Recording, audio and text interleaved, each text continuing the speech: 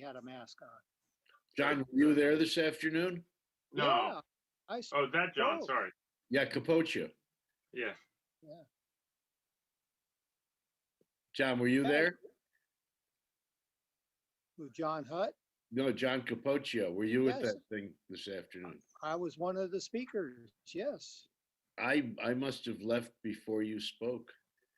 Yeah. No, I was really, I thought, Pardon man, to this interrupt, is a ladies and mock. gentlemen. It looks like we're officially live. Okay. Okay, Do we have a quorum yet? we do have a quorum. Okay, are we gonna start then? Yes. Okay. I will call to order the Sierra Madre Planning Commission meeting for Thursday, June 4th. And we have roll call. Vice Chair Hutt. Commissioners Dennison, Catalano, Here. Dallas. She's online, but she's muted, I see. She's admitted. Desai, Here. Hesner, and Spears. Present. Okay, sounds like we have a quorum. So next item is approval of the agenda. Do we have a motion? I'll move to approve as is. Second. We have a motion and a second. All in favor? Aye. Aye. Any opposed? Okay, that motion carries unanimously. There's Next, Peg. we will move on to approval of the minutes of the May 21st meeting. Does anyone have any comments or corrections? I don't. Nope. Make a Okay. motion to approve. Second. Okay, we have a motion and a second. All in favor? Aye. Any opposed or need to abstain? Okay, that motion carries unanimously as well. Next, we'll move on to council liaison report. Report from the city council liaison. John, do you have anything for us?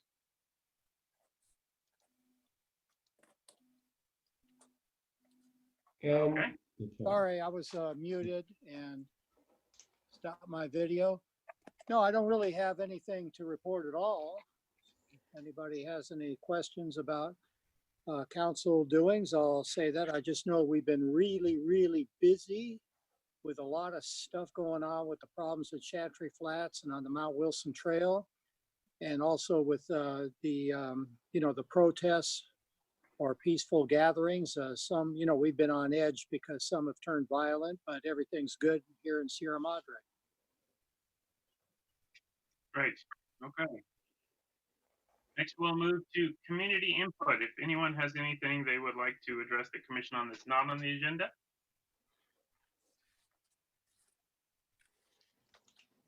Okay, I guess we don't have any callers. And Vincent, we didn't get any non-specific emails, right? I did not. Okay, great. So then we can move to, One second, I apologize. There is one caller on the phone right now, Oh, waiting great. to speak.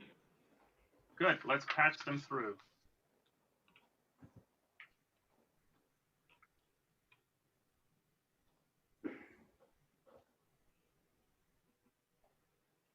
Patching them through now. Give me just 1 second here.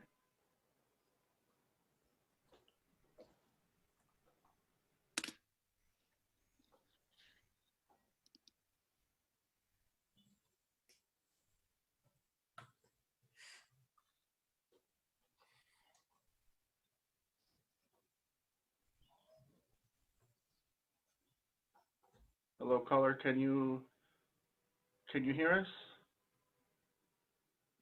Yes. I can hear you, Wait. Christian. I still don't hear anybody yet. Yeah, I've allowed them to make their comment, but it appears they're having some issues with their audio on their end. I'm giving them a second here to see if they can get connected.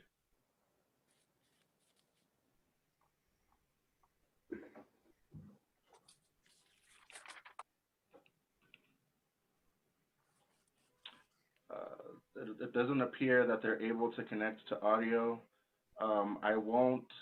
I can put the caller back in the queue and we can give them a minute.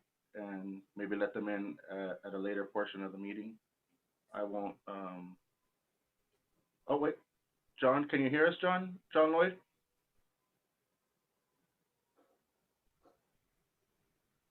John Lloyd, can you hear us?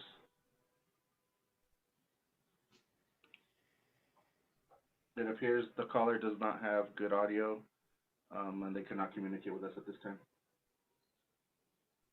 Okay, well, I think we have a specific section for our community input, but given our technical difficulties, we shouldn't limit it to that. So we can check again after our first public hearing and periodically. Also, if the caller can't get through because of technical difficulties, I'm assuming it's John Lloyd, so it's a he could, or anybody else could email, and we could try to read that into the record.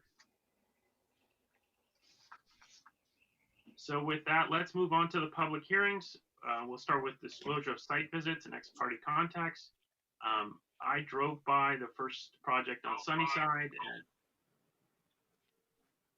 hello? No. And the second one is a code amendment, so I don't have any disclosures on that. Anyone else have? I went to the site and walked the site and visited. Yeah, okay, and I was there today, 333 Sunnyside. I walked the site. I did not see or talk with anybody while I was there. I did not visit the Sunnyside site.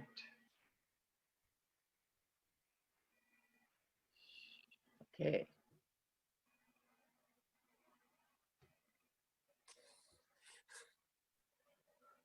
Commissioner Dallas, did you visit the site?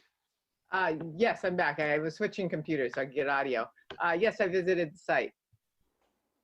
Okay, great. So- Okay, then let's move into our first public hearing, which is design review permit 2001 and minor conditional use permit 2002. Do we have a staff report? We have a staff presentation and a PowerPoint presentation by Joshua Wolf, our assistant planner.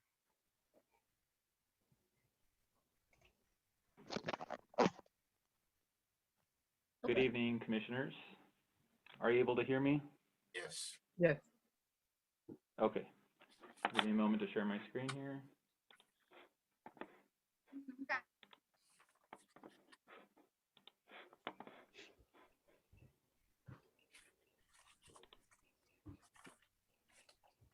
And is everyone able to see my screen? Yes. Yes. All right. So tonight I will be presenting the applications for design review permit 2001 and minor conditional use permit 2002 for the property at 333 North Sunnyside Avenue. The proposed project is for an addition of 497 square feet to a single family residence, as well as an interior remodel converting the existing master bedroom to a recreation room and opening up a space between the kitchen and dining room. The design review permit is to allow the gross floor area to exceed 3,500 square feet on a lot that is over 11,000 square feet. And the minor conditional use permit is to maintain the existing non-conforming 2-car covered parking spaces provided, where otherwise 3-car covered spaces would need to be provided. So the location of the project is at the northwest intersection of North Sunnyside and West Allegria. And here are the views of the east elevation as viewed from Sunnyside Avenue. Here on the top left, we're looking at where the addition would be located. It would actually be behind this oak tree and to the right of the behind pine tree that you can't see from that point of view. Here's the rest of the structure and what it looks like, and what we're looking at is something that will be entirely changed. Here is the other side from looking north on the south elevation. Right here in the center on the bigger picture is the pine tree just in front of the fireplace here. And the addition will extend out to be within 10 feet of the trunk of this tree. So in a neighborhood analysis, we see that the existing property is within the top 1/3 of all properties in terms of building size. And the proposed addition would leave it at the top 1/3, but under the average of the top 1/3 by about 90 square feet. And then you'll notice that square feet here appears different than it does in the rest of the project, and that is because all of the data here is represented by the assessors, which does not capture non-habitable floor area, such as garages. In terms of project summary, we have a lot size that does not change, a lot coverage that increases from 24% to 27.7, building height that does not change, gross floor area that increases due to the addition by 497 square feet is within the allowable max gross floor area. The front setback does not change aside from the permissible projection of the trellis attached at the front by not more than 6 feet. At the sides, we have the north side setback not changing, and at the south, we have a secondary front setback to be 25 feet and is compliant being 44 feet 6 inches. At the rear, this addition would be within the allowable 16 foot 10 inches from rear, where the existing at the other end of the property is at 5 feet. And the parking, as stated earlier, has an existing 2-car garage. There's no change to this, even though 3 spaces would be required. The applicant is applying for a minor conditional use permit to maintain this existing.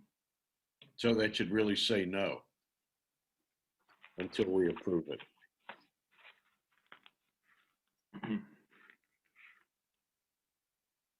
So the lot is a reverse corner lot with a primary frontage on Sunnyside Avenue, the east property line, and the secondary frontage on Allegria Avenue, which is the south property line. The addition establishes a secondary front yard setback of approximately 44.5 feet and a rear yard setback of approximately 16 feet 10 inches. It is stepped back from the existing east face of the structure at a southern portion by approximately 5 feet and 9 inches, aligning with the existing chimney. The addition is sited away from the protected tree species and is located approximately 10 feet away from the trunk of the nearby pine tree. Construction fencing is shown around the oak trees to prevent storage of construction materials, equipment, and debris around the trunk and root zones. The trellis structure located on the east face of the structure extends into the existing 25-foot setback. Here, let's see if I can use a laser pointer. So this trellis structure here extends into this existing front yard setback by 6 feet, which is permissible. And then a fence located at property line is proposed at 42 inches in height to create a more private space in this yard.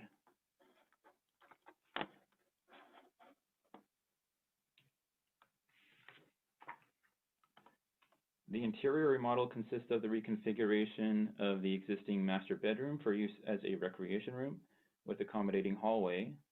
The adjacent bathroom will also be remodeled to accommodate a small space for a washer and dryer, accessed separately from the bathroom. The existing wall dividing the kitchen and dining room spaces will be removed, as we can see right here, and then the reconfiguration of that existing master bedroom to recreation room, as well as the remodel of the bathroom. New doors and windows with black aluminum clad framing are proposed in areas of the addition and the remodel. And here I have highlighted every window and door that would be changing as visible from the exterior. And also proposed in the scope of work is a complete re-roof from its existing to a standing seam metal roof. And I have this highlighted as part of the whole roof. This is just a color shading representation. It's not the representation of the color of the roof. And at elevation, again, I've highlighted areas for shading to demonstrate the scope of work, and it does not represent the colors, so we're not going to see pink windows and doors. Again, the extension, the addition from the south elevation will change and extend out approximately, I want to say 16 feet. And the section plan here showing the footings, detail of the trellis structure, as well as footings for the addition. And then our 3D renderings showing where the trellis structures are in this addition. The trellis structures will provide an aesthetic enhancement and shading for the addition, as well as other parts of the existing structure. And it is intended to incorporate harmonization with the outdoor open space. And from our colored renderings, we can see where the actual kind of more realistic colors would be. But one thing to note from the colored renderings is that the color of the stucco is not purely white, and that viewing the colors in electronic format may present different shades between different screens. So this is not entirely what might be in the actual building.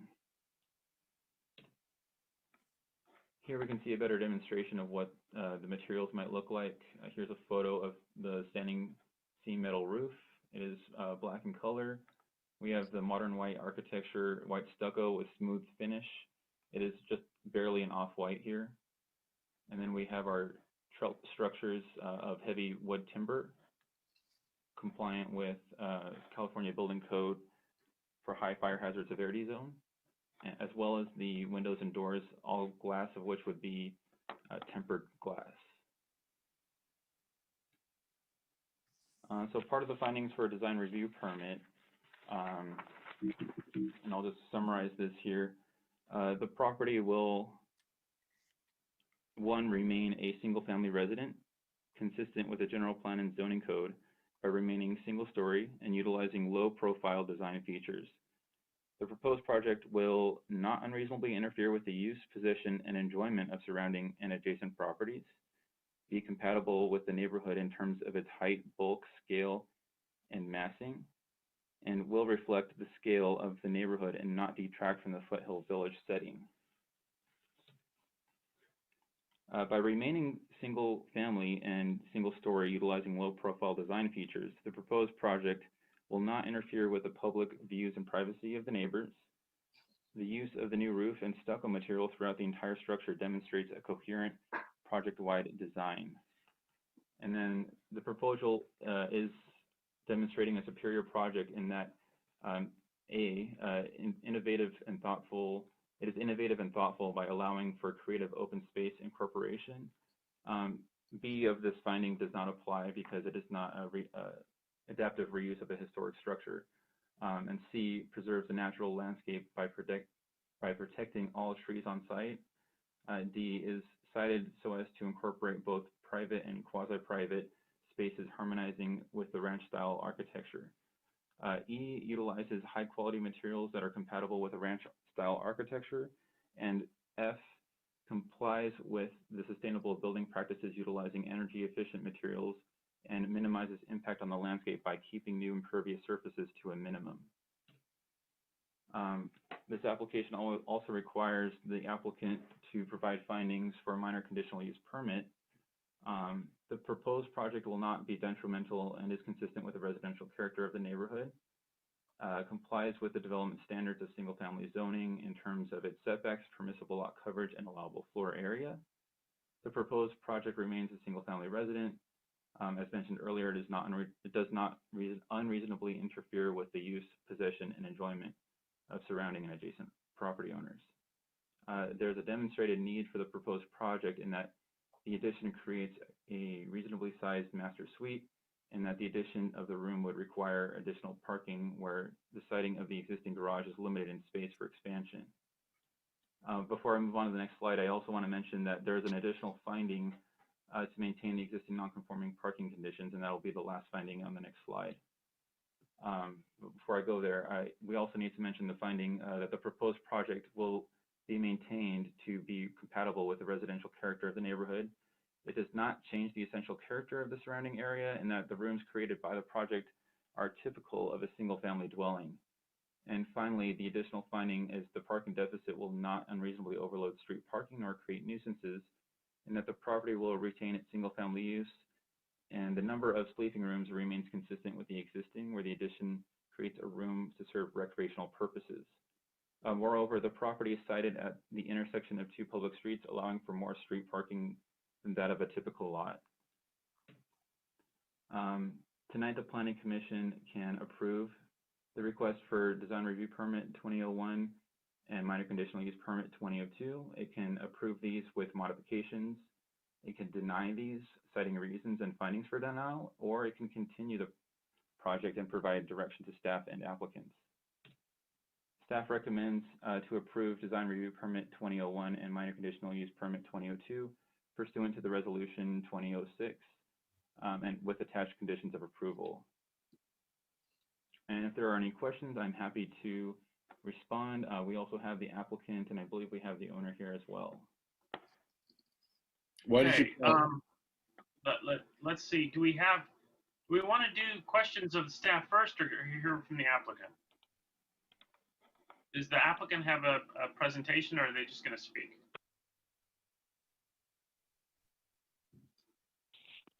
This is Brian Kurtzwell. I'm one of the applicants. We don't have a presentation, just here to respond to any questions. Okay, great. Well, then why don't we have questions of staff, and to the extent staff can't answer them, maybe the applicant could try. And then I'll remind commissioners that we are doing a public hearing, so we're just going to do questions now, and then we'll see if there's anybody from the public that wants to comment, and then we can deliberate. So, Joe, do you have questions? Yeah, I just wanted to know why they called it a reverse corner lot. It's not a reverse corner lot. I don't know if it makes a difference with fence heights, anything like that, but could he explain? It's a reverse corner lot because the side property line is contiguous with the front property line to the property on the west. I thought it had to do with the length of the street address was on the narrower side.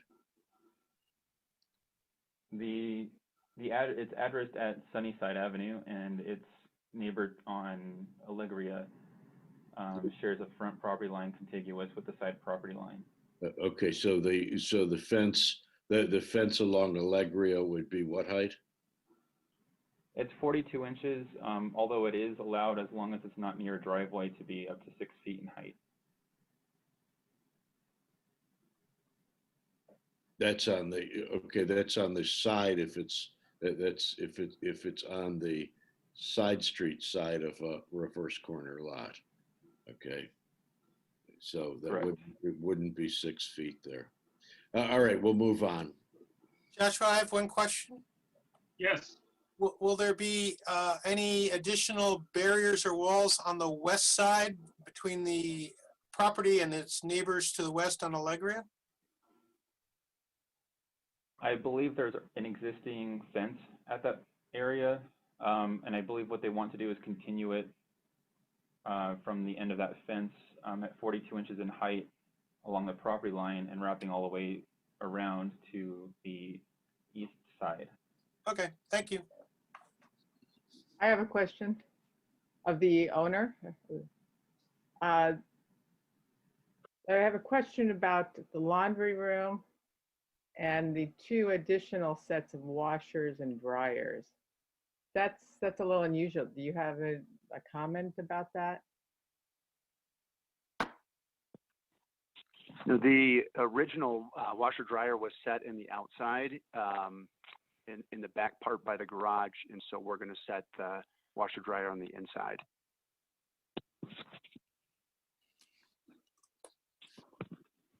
I'm just checking the plan here a second. Yeah, it still shows in the original Yeah, it location. still shows 3 laundry areas on the proposed. I'm not sure what the third one would be. There's a laundry in the garage. I believe that was an original laundry. when the property was purchased a few years ago. Okay, well, it's So on is the it proposed. abandoned? We only know what's on the plans now. Okay. Yeah, that should not be a laundry. Okay, thanks. So there are only Thank two you. washer and dryers? One by the Correct. recreation room and one by the, between bedrooms 4 and 5? Correct. I also have a question about bedrooms 4 and 5. That's a little non-typical in that they're very ranch California, so you enter from the outside. Correct. You're going to keep it that way? Yes. So that's actually the original design from the 1950s when the house was built. We had done some modification to that under permit a couple years ago, and I'm not sure if we would be able to enclose the walkway corridor to basically the 5th bedroom.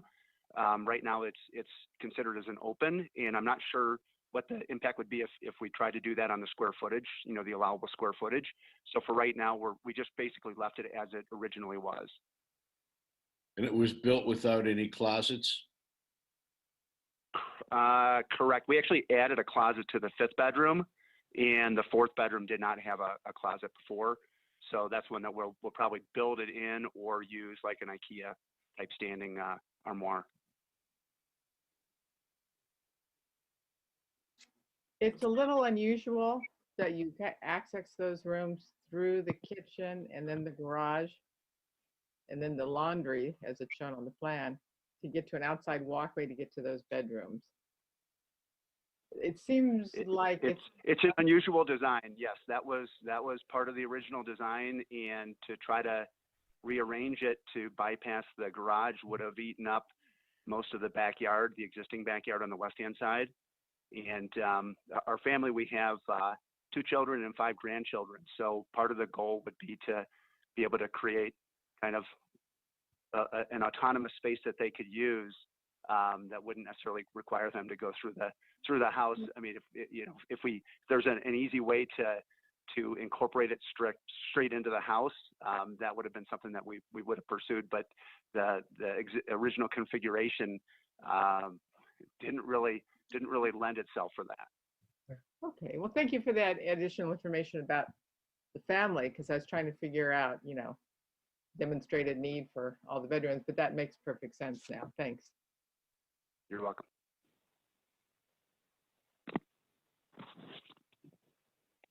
Okay, other questions? Okay, I have a couple. What is the treatment that you're going to do on the fireplace above the standing seam roof? The internal treatment? No, external. What are you going to change that, or how's that going to look? It wasn't on the renderings. It was just white, as if it were stuccoed, and I just want to know if that's the plan. Yeah. or My thought would be it would probably just be, and it's going to extend out 5 feet or so. Probably the white or off-white smooth stucco to match the walls. Okay, so it's The just going to alternative- look like the wall. I'm sorry. Now I was going to say the alternative is we're looking at maybe some stack stone, a little bit of gray ledger stone that would be maybe around the front entrance. So that's something that could go on just the cap of the chimney. And have we looked at and analyzed the chimney height to make sure it's compliant with current code? Because sometimes the older chimneys were not high enough and they need to be added to. That I'm not sure, but I know that it was rebuilt in the, I think, 1991 earthquake. There was an earthquake that had actually toppled the original chimney, and so the entire fireplace was rebuilt by the prior owners. So I'm not sure what year, but I believe it was, I think it was post the 87 earthquake. Okay. That yeah, doesn't zero directly upper. answer your question, but I know that it is a replacement chimney in fireplace. Okay, and then the other question I had was in reference to the energy efficiency finding. You've chosen a black standing seam roof.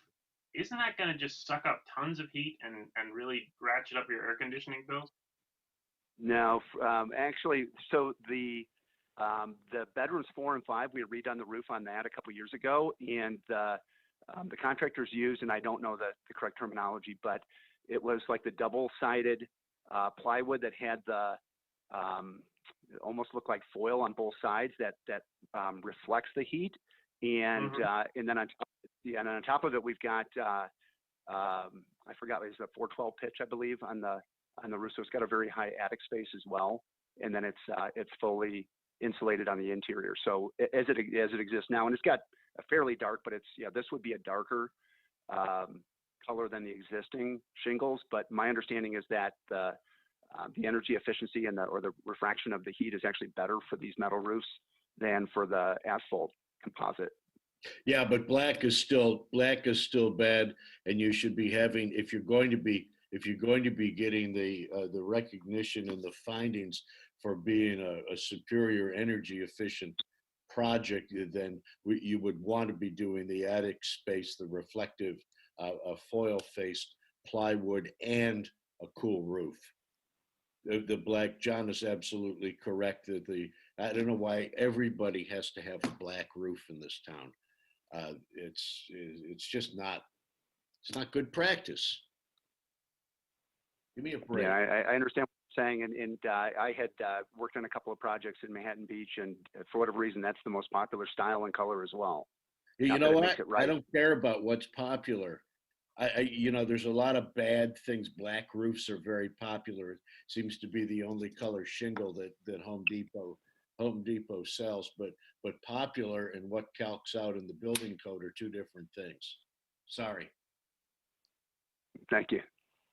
Okay. I have Other one questions? question, Oh, yeah, go ahead. for the owner. The master bedroom has a very high ceiling apparently, and it looks like it became that way by carrying the roof line across. I'd like to know how committed you are to the high ceiling, because it would be more conducive to the ranch style at the addition to bring the roof down so the eave line was more compatible to the window height like the rest of the house. You're referring to the south end? And that is pitched down. It's I'd let one of the other people describe what the correct, I don't know if that's a hip or what, but it's actually pitched down on the south face. Yes, but the plate line is very high. To continue the same plate line. You mean I'm to not make sure the how it's not that high. I think you continued the ridge line to make it that high. Yeah, we're right. We want to continue the ridge line so it looks like one continuous feature, so it doesn't look like an obvious add-on. Well, it's counter to the style of architecture. The ranch house would step down with the grade, and the roof stay low relative to the floor and the grade. And your roof just flies off high there, which is a little inconsistent. I don't know if it's a deal breaker, but it seems odd. No, you're Okay, correct, Peggy. That's it's very boxy looking for California branch style. Okay, I'm going to remind commissioners that we're in the questioning phase. We'll deliberate in a little bit. I have a question. Okay. Since you're installing a standing seam metal roof, was there any thought given to adding solar PV to the roof? It's a consideration. I haven't actually spoken with any solar people about the possibilities of it. If we did do that, I would probably put that on the west side of the ridge beam and or of the roof ridge. So it's something that's under consideration. I haven't explored it to find out the feasibility of it yet, but that is something that could be potentially incorporated. Well, keep in mind when you do, you kind of get a 2-for-1. When you do a standing metal seam roof, you can actually laminate the PV inside each bay of the rib, so it comes integrated with the metal roof. That makes sense. Okay. So it's not Okay. not a panel you add to the roof, it's actually integrated into the metal roof. So it's kind of a 2-for-1. And, you know, since you're going with the black roof, you know, at least if you're going to absorb all that heat and sunlight, you might as well get some positive energy out of it. Okay, no, it's a great point, and I haven't explored it. I'm not that familiar with it, but it's definitely something that I would love to learn some more about. I'm not sure what the cost difference is if it nets out, you know, close, but you know, if it's 10 times the price, then it becomes unruly, or if it's unreliable. But if it's a feasible thing to consider to add, I'd love to look forward it.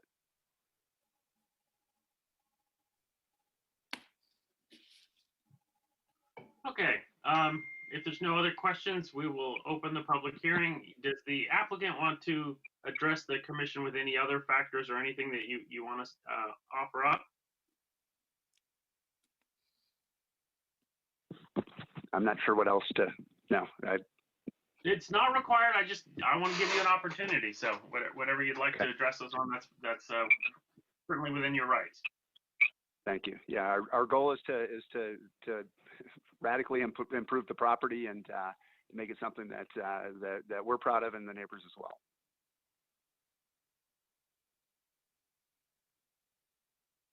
Okay, thank you. Okay, do we have any public comment? Is there anybody who would like to, has anybody called in? Yes, there is someone on the line for public comment. I'll let them in. Okay, great. Can we patch them through? Yes. Hello, thank you for calling. You will have 3 minutes to make your comment. You are live.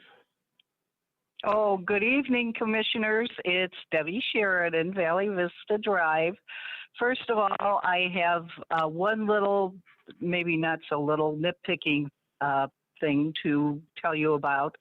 I also went to take a look at this, but the address is listed as 233 North Sunnyside, not 333.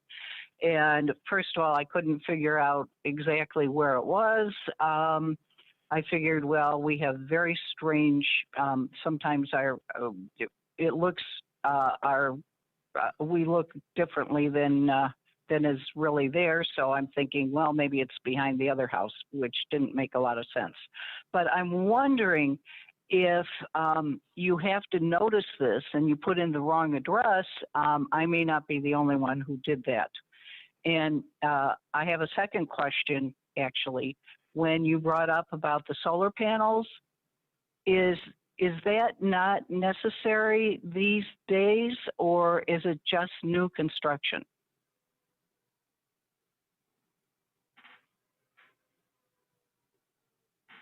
I'm sure some of the more experienced architects could answer this, but my understanding is just new construction. Is that right, Joe and Manish?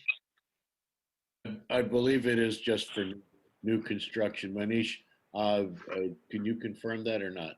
Yeah, it's for new construction. It's required. Used to be you just had to provide future, but now the new code, it's new. Any new construction is required. But you know, they do consider certain amount of, like an addition. You know, if that's new construction. I don't know if it's a percentage or what, but technically you do have new construction. I mean, happening here. So, but the letter of the law is, I think it's intended for like a ground up brand new home, you know. Yeah, And well, then- you know, this is the kind of, although he's not presenting it as part of an application, asking for us to consider it as you know, for that finding, energy efficient finding, that a requirement for it, he would certainly be caught on that during plan check anyway. So, you know, in which case it wouldn't concern us really one way or the other. We're just not going to consider it right now, which we might have if he had offered it at this point. Right. And could we go back to my first question also about the address being incorrect, so that none of us Yeah. could take a look at it? I was just going to ask the council if the improper noticing address means that our notice is ineffective. So the noticing requirement requires that we substantially comply. So I want to ask the director of planning, did we have the wrong address on all our notices? That means the notices that went out to the homes, the one we posted on our website, or was it just the public commenter? If you could tell us, what document are you saying has the incorrect address? Well, I'm not a sir, but I went to the website and I looked at the agenda, and that's where it is. Oh, okay, thank you. So then the And incorrect- in the best of, it says 233. Got it. Okay, so the incorrect address shows up on the agenda. I just want to confirm. The address Yes. is correct on the agenda. So the property address is 333. And how about the notice that was received by the homeowners nearby? Was that incorrect as well, or was I that? do not believe so. That was prepared by Joshua Wolf. Josh could confirm that. Okay. If you'd let me share my screen, I can show you, this was on the PowerPoint slide, the map for noticing.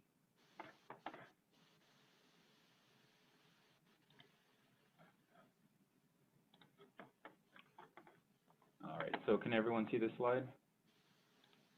Yeah. So this is the property, and this was verified at West Alegria and Sunnyside, where 333 North Sunnyside is. And all of these properties indicated are the properties that were notified. These are also the same properties that are analyzed within the neighborhood analysis. Great. Is this a But did picture? the yellow card? Yeah, okay. Is this a Let me picture? We have a 300-foot radius from the edge of the property. Joshua, did the yellow card that go out identify the project as 233 North Sunnyside or 333? I believe it identified it as 333. If you want to give me a minute, I can go verify that. Thank you. Please verify. Right. I think that's the most important thing here. If we can confirm that the nearby property owners receive the proper notice, I think we meet the substantial compliance requirement for noticing under the government code. I think we're okay to proceed. But if that address is incorrect, we'll probably have to renotice. Well, it seems to me that I've told several people about this meeting tonight and sent this along that we would be discussing 233, and some of the neighbors are fairly close. I don't know if they were close enough to be noticed by the city, but on the other hand, the looks of the homes are a bit different too. 233 was a fairly small home. Or 235, actually. I thought that part was just wrong. And if we weren't in the middle of a pandemic, I would have just stopped by City Hall and asked you. I suppose I could have called. When I went to the property, there was a large sign that was the required posting underneath the tree on the front facing Sunnyside. So it was noticed by signage on the property as well. I was misled by. But how would I know? Because I went to 233.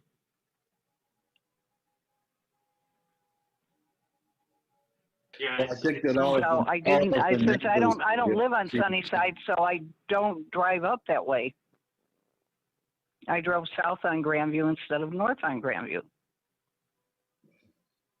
Hi, this is Veronica Tanti, the owner as well.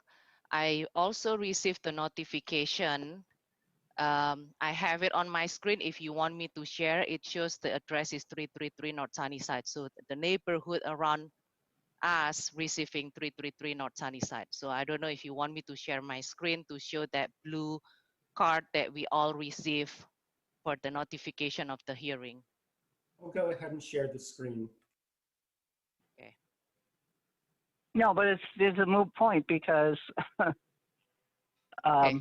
Can you guys see yeah. my screen? I was, Yeah. Yes. So that's what the neighborhood received. Let me know if you want me to stop sharing. I saw it. Okay, has everyone had a chance to see it? Yes. Thank you very much for sharing that. No Okay, problem. Thank thank you. you. So I think based on this, based on the fact that individual nearby homeowners within a 300-foot radius received the proper notice, and that there was the posting on the property, the city has complied with the substantial compliance requirements, and I believe we can move forward, and we can choose to approve this project today, or we can continue it, but we can make that determination today. Okay, thank you. Deb, did you have other points you wanted to make? no, you've answered them both. Okay, Thank you. Do we Okay. have other callers? We do not.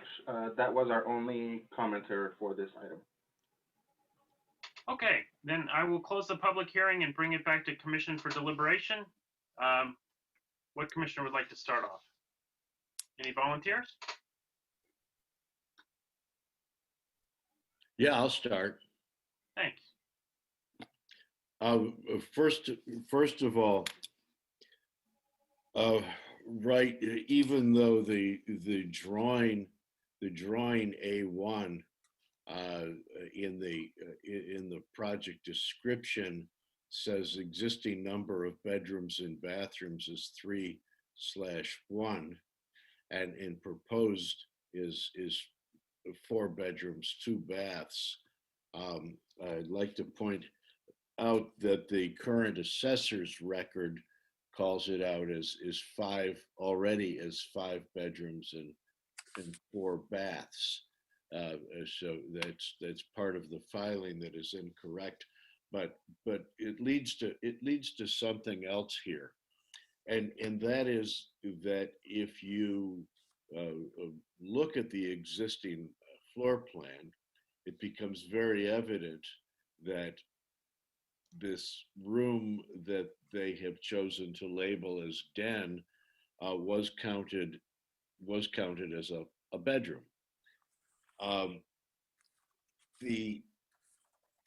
What's going on here is that wasn't a bedroom. You know, there's a basic code tenet that with respect to bedrooms, because they're critical in terms of sleeping rooms and different kinds of fire considerations and so forth. And that is that if it walks like a duck and it quacks like a duck, it's a duck, and they don't care what you call it. All right. And so this is a bedroom, and the master bedroom changed into a recreation room. You know, you would say, well, these all meet the criteria for being bedrooms, which I feel more confident about now when the applicant said that there's them and children and 5 grandchildren. That in none of the other bedrooms, including the new master bedroom design, show any closets at all anyway. So you know, to me, it's if you add it all up, what we're really looking at here is an application for a 6-bedroom house. Okay, I don't care what they call it, but what the code would say these rooms are, it's 6 bedrooms, and I don't buy that with a big extended family and only 2 parking spaces and in 6 bedrooms. I don't think that the two parking spaces are adequate at all. Conversely, if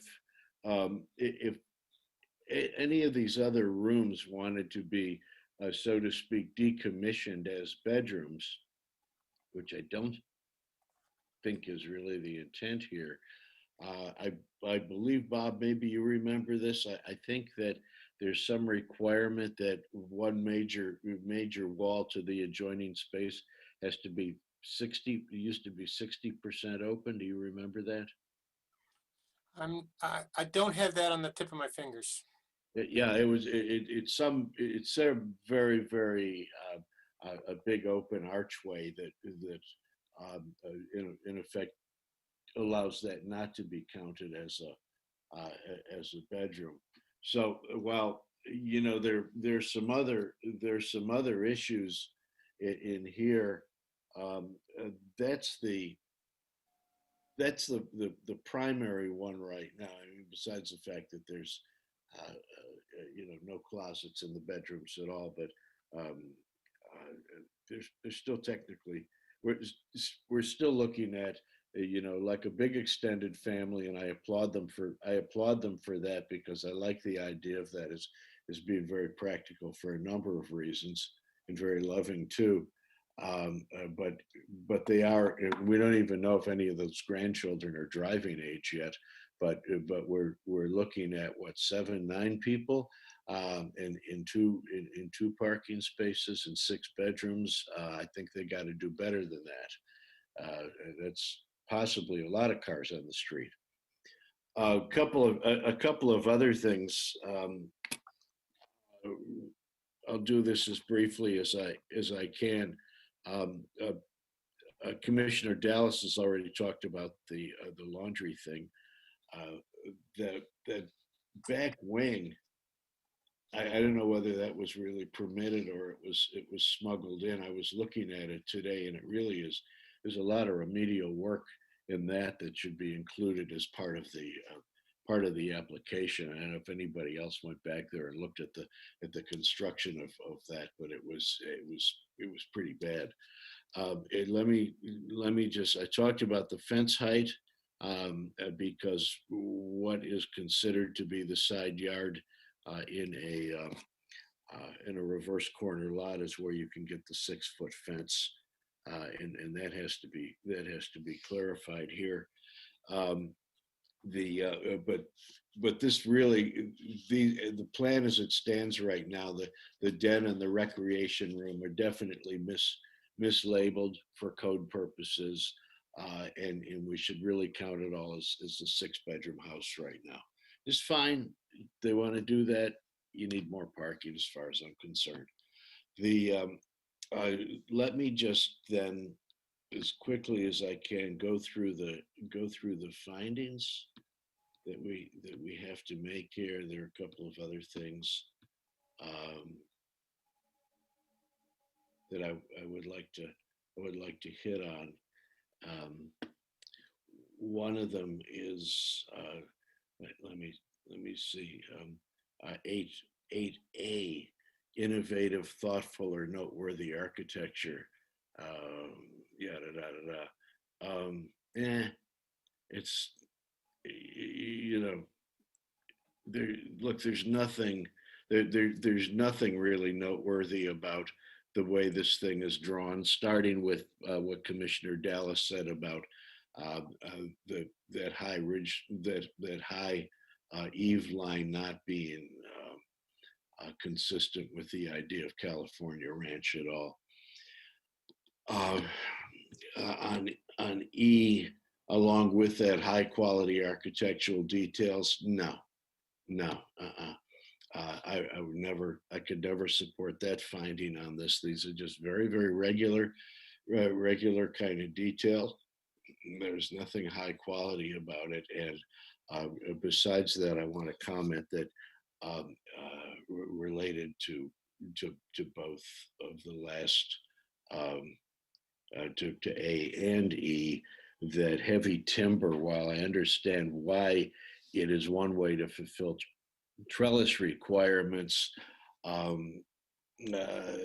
heavy timber in this case is really very, very inconsistent. They have been citing modern design and ranch style, and heavy timber trellises are very, very inconsistent design-wise with that. Now, there are other things, if you go and study ranch houses and so forth, it's it's probably very, very likely that you could come up with a much better a design that's more consistent with that style. And in lieu of heavy timber, I think you might be able to make a case to the building official that you're using something like hardy products, cement board products that are incombustible, and solve the problem that way.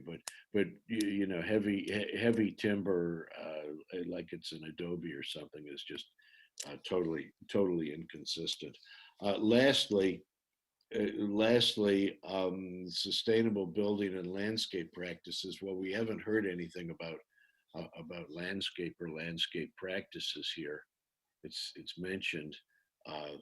The site is definitely. I hope they are going to do something good with the landscape there. It needs it. But you know, especially water saving features, we haven't heard anything about that. And certainly in terms of sustainable building and building practices, I said what I said before about the black standing seam metal roof, and so for those reasons, I cannot make any of those findings, and I also cannot support the idea of allowing the two-car garage, given that there are that many people living in the house, and that it is a six-bedroom house. That's it. Thank you. I'm Thanks, willing to Joe. go next. Okay, who would like to go next? I'll go. Thanks, Bob. So I agree with Peggy.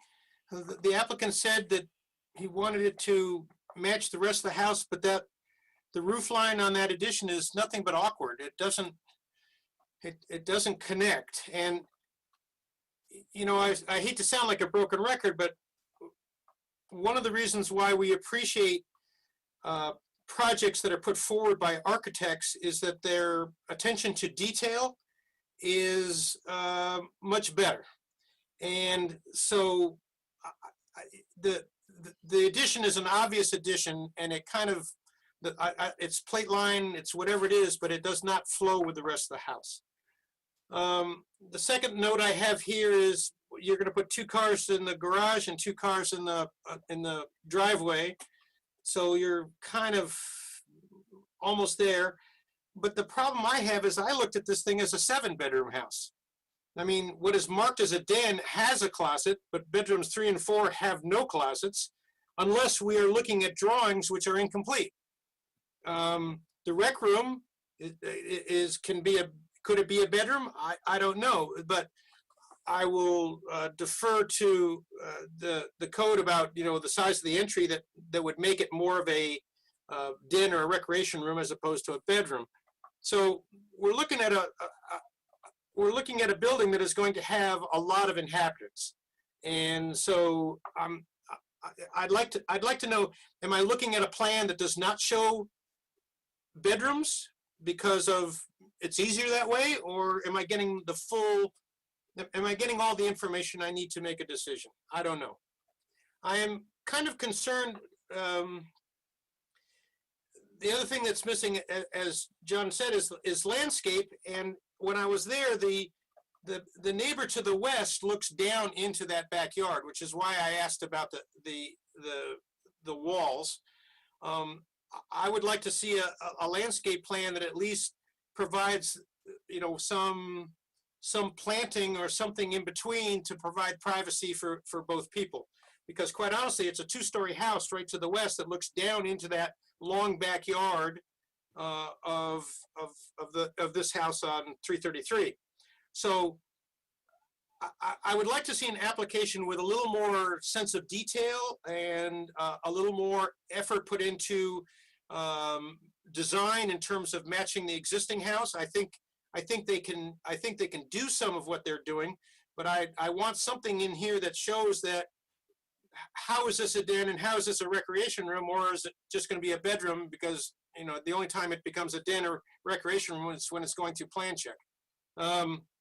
So I would like more information like that. I would like to see a landscape plan that addresses both the the conservation aspect, but also the privacy aspect of the properties, the only property on the west side. And so, once again, I think, you know, we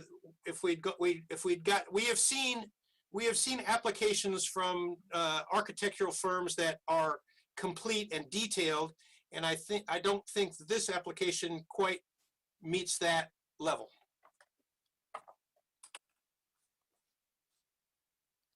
Okay, thanks, Bob. Who'd like to go next? Peggy? I guess I can, since my mic's, Okay, great. yeah, since I'm unmuted here. I don't know. I'm not having as much heartburn with this. I get, you know, I mean, as far as the ranch thing goes, like, part of the deal with ranch houses was there is an eclectic sort of makeup of that style of house too. Like, a lot of things flew under the umbrella of a ranch house. I mean, some of the hallmarks being, you know, single level sort of rambling, you know, and sort of low pitch roofs, and I get all that. But, you know, at the end of the day, like, I'm looking at it from 30,000 feet, and I look at the photos, which were, I'm grateful for just the large volume of photos of the site and the house. And it tells me, like, this house needs a lot of love, a lot of exterior love. And I mean, it's not the most attractive looking thing, and it's sort of fallen into disrepair, and you know, and I think the applicant is endeavoring to do that, is sort of holistically look at lifting this property up. And so I can appreciate that, and it's a large footprint. So, you know, to undertake that, you know, the entire roof and the whole redoing a smooth trowel stucco on the exterior, changing the windows out, like, it's going to be a much better looking home when this is done. And, you know, we can sit here and parse out, like, well, it's not a true ranch, or the plate height's too tall, or why is it hipping down on the over the new addition, you know, and there's no other reference to a hip on any other part of this, and the roofs don't step down. And I get all of that, but, like, you know, I think the project's going to be better. So that was my first point, you know, with what they're trying to undertake. The parking thing, I mean, I get it. Yeah, that's kind of our rule, is that the bedroom count, you know, drives the parking demand. And there was a certain logic to that when we, umpteen years ago, sort of tried to figure that out. But I don't have a lot of heartburn with the parking situation. I mean, what's going to happen, you can see in the photos too, where the garage is, there's ample side space there too to put a car, where I think there's a covered up car right now on the side there and on the driveway. So, you know, you get 2 in and 2 on the driveway, you've got 4 cars there. That's more than 3. So, like, I don't know. It doesn't, that didn't pass muster for me to say this isn't a good project, or it isn't completely thought out, or it's necessary. I mean, there are a boatload of bedrooms, but you know what? They have space to park more cars off site, you know, or on site, I should say. So that was my second point. The third, I think it's a minor addition, like, and the property's large enough to accommodate it, like, you know, and I get there's a lot of inconsistency with the drawings. Like, there's stuff called out that says it's code required, and I don't, as far as I know, like, the walls of the addition don't need to be 1 hour rated. You know, you've got to make sure your eaves are, you know, rated, you know, so that embers don't fly into that. So usually you stucco those, but there's all kinds of weird notes, and frankly, they were hard to read. I think they were JPEGs of the plans. So when you zoom in, you can't even read the numbers because all the pages are rastered. So that was a problem. But on the face of it, I don't have a whole lot of heartburn with it. I mean, I can be convinced that there isn't adequate information or the drawings aren't up to par. And it would be nice to have some more details there. But, you know, I can appreciate the material palette. I can appreciate the addition of that master suite. And I think it'll be perfectly fine. It'll fit it with the house. So, you know, I'm not having a lot of unction with the project overall. I think the information and the drawings could be better. There's definitely inconsistencies. I mean, the proposed plan says laundry in 3 places. And I know that seems like a minor oops and should be erased, but it kind of goes to what Bob says, like when you have somebody draft it up and just kind of put it together, this is what you get, you know. But when you pay to have somebody who does this for a living to kind of think it through, those kind of things don't happen. And it's easy for those of us who are trained in this to look at that and go, well, they probably didn't mean to have 3 laundries, but that's what the plans say. So like, what are we supposed to understand it to be? So, you know, there's a lot of little things like that are inconsistent. So that's kind of where I'm at.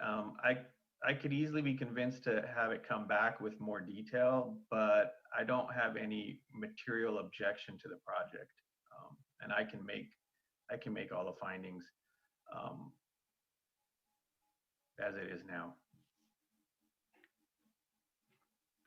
Okay, thanks, Manish. Okay, I'll Frank, you want to give us your thoughts? Yes, I agree with just about everything Manish said. I think they're really making a big improvement on this property for what they're presenting. Since we're talking about presenting, the drawings are there's problems. The ones Manish mentioned, also just even on the elevations. The east elevation is labeled west, and the west is labeled east. And as Manish said, it's just a little thing, but then they all lead to the lack of, you know, is this thing really thought through completely?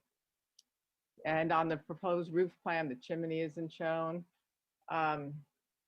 The grade difference from the floor on the addition to the finished grade varies from one elevation to another. And as much as I like this project and what they're trying to do, I'd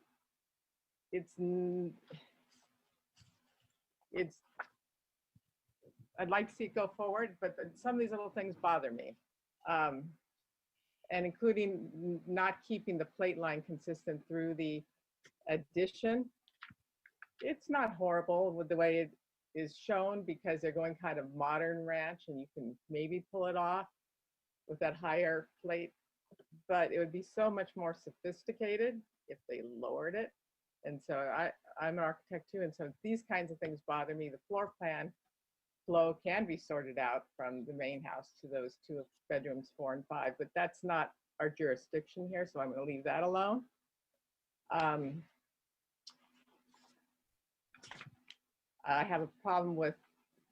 initially had a problem with the parking because there are 6 bedrooms. If you look at find the analysis for the minor conditional use permit findings, number 1 does indicate there are 6 bedrooms according to the municipal code, and it labels the recreation bedroom. The recreation room is one of the 6 bedrooms.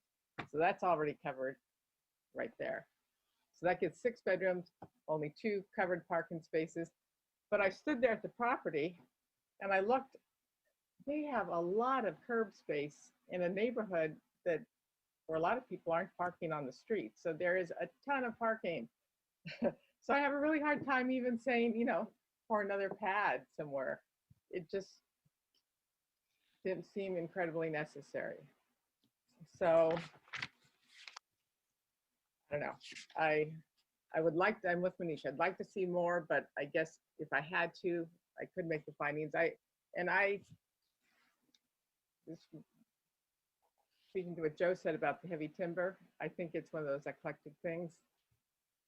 It kind of is a mix and match. It's kind of fun. And so I don't have a problem with that either. And I guess if I thought one more comment on the parking, if you did require more parking, it would have to probably be off Allegria, but then it would destroy that, beautiful play yard and, landscaped area potentially. So I don't have a problem with the parking. So I don't know. I could approve it, but I guess I'd like to see more detail where I'm going to include this. Okay, thank you. May I make a comment? Yes. Regarding the bedroom count, if we labeled the recreation room or den as a family room, we would still meet the 5-bedroom count. The code states that you can have what would be counted as a bedroom. So you're allowed to have a living room, a family room, a dining room, kitchen, and bathrooms, and then that's when you go and establish what that bedroom count would be beyond that. Why don't you ask Jim Guerra? But you couldn't have a door into into your family room. Like it has to be, the way we've always interpreted it is 51% of that wall is open to the adjacent space. So and also you couldn't go through a bedroom. Like you can't really have the rec room be a bedroom, because you couldn't go through a bedroom to the other bedroom. Like by code, you can't pass through a bedroom to go to another space. Like you can go from a public space into a bedroom, but you can't go from a bedroom to another bedroom. So hey, you know what? It sounds as though, guys, it sounds as though that we're not opposed, and I'm not either, to the idea of 6 bedrooms. I'm not opposed in the least. In fact, I'm very supportive of the idea of the extended family compound. I think that's wonderful. I would like to support that. All right. Perhaps before we worry too much about well, how do you convert a den or a rec room, a bedroom into a rec room or anything like that? Should we check with the applicant and see if they're really going to use them, if they really are going to use them as bedrooms? Then let's get everything on the plan straight for 6 bedrooms, instead of speculating about how they might convert what really is a bedroom into a den. If what they really want is a bedroom, well, let's go for it, so we can honestly review the project as a 6-bedroom house. I'm in agreement with the idea that there's plenty of space to work with here. Joe, as someone who's looked at I've heard a lot of applications on this committee, you get told a lot of things at the meeting about what we're going to do. I mean, John and I remember a guy coming before us like how much he loves Sierra Madre. He needed a lot split, and he couldn't wait to live here. And then the next thing you know, he's gone. And there's even a house on Lima that, this is going to be our forever home. Our my wife is going to have a baby here, and then the next thing you know, there's a for sale sign. So yeah, we get glassy-eyed listening to those things, don't we? What I want to know is, I want to know enough detail so that I'm making a decision based on the facts and the evidence and what's going to be constructed, and not what's going to be promised, because promises seem to go away, but walls not so much. So, if it's going to be a bedroom, it's going to be a bedroom. Now let's call it a bedroom. I mean, the den has a closet. I used to think that, well, if that's a good sign of a bedroom is because it's got a closet, but don't know. So I would want, my goal is more detail. The parking thing, I totally get. They can put 4 cars there, 2 inside, 2 outside, and I have no problem. Yes, there's parking on the curb. But you know what? I want to make sure that I do due diligence with complete information when I make this decision, because 3 years from now, it could end up being something else that we didn't think about. And because there's all these people living there, and then the community's wondering, well, how come there's 14 people coming and going every day? So, we've had problems in this town where people have decided that the residential home is going to become some kind of care facility for people who are in rehab. We don't get to, once we approve this, we don't get to control anything else. So let's get the details, let's get it done right now so that in the future we can say, no, this is what was on the plan.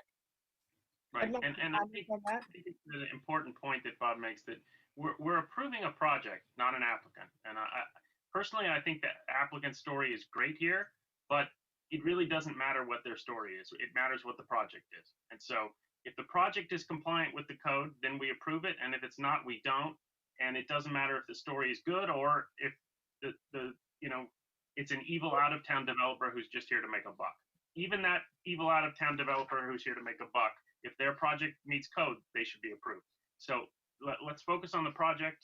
My thoughts on this project are sort of in between. I guess there's sort of two camps here. To me, this seems like a really good first attempt. I think the overall bones of the project, the placement of the addition is very good. That's where you'd put it. I think it's great that the applicant decided to continue with a one-story house as opposed to go up second story. As Manish said, it's not a very big addition, so I don't really think it's going to change the character and nature of the community and the neighborhood. Also, instead of just sticking on an addition, they're going to do an upgrade for a lot of the house, and I think that's a really good thing. So I think that portion of it needs to be remembered when we start critiquing some of the things around the edges. To me, the overall basics are very good. As far as the parking goes, I've always maintained that trying to decipher what's a bedroom and what's a den, family room, clubhouse, rec room, whatever, is stupid, and it's really should be based on square footage. And here they're adding less than 500 square feet. This property's functioned just fine with 2 parking spaces. I don't see that adding 400 and some odd square feet is going to make that more problematic. To me, the main finding there is that the project will not unreasonably overload street parking or public parking facilities nor create a nuisance. And I don't see that it will.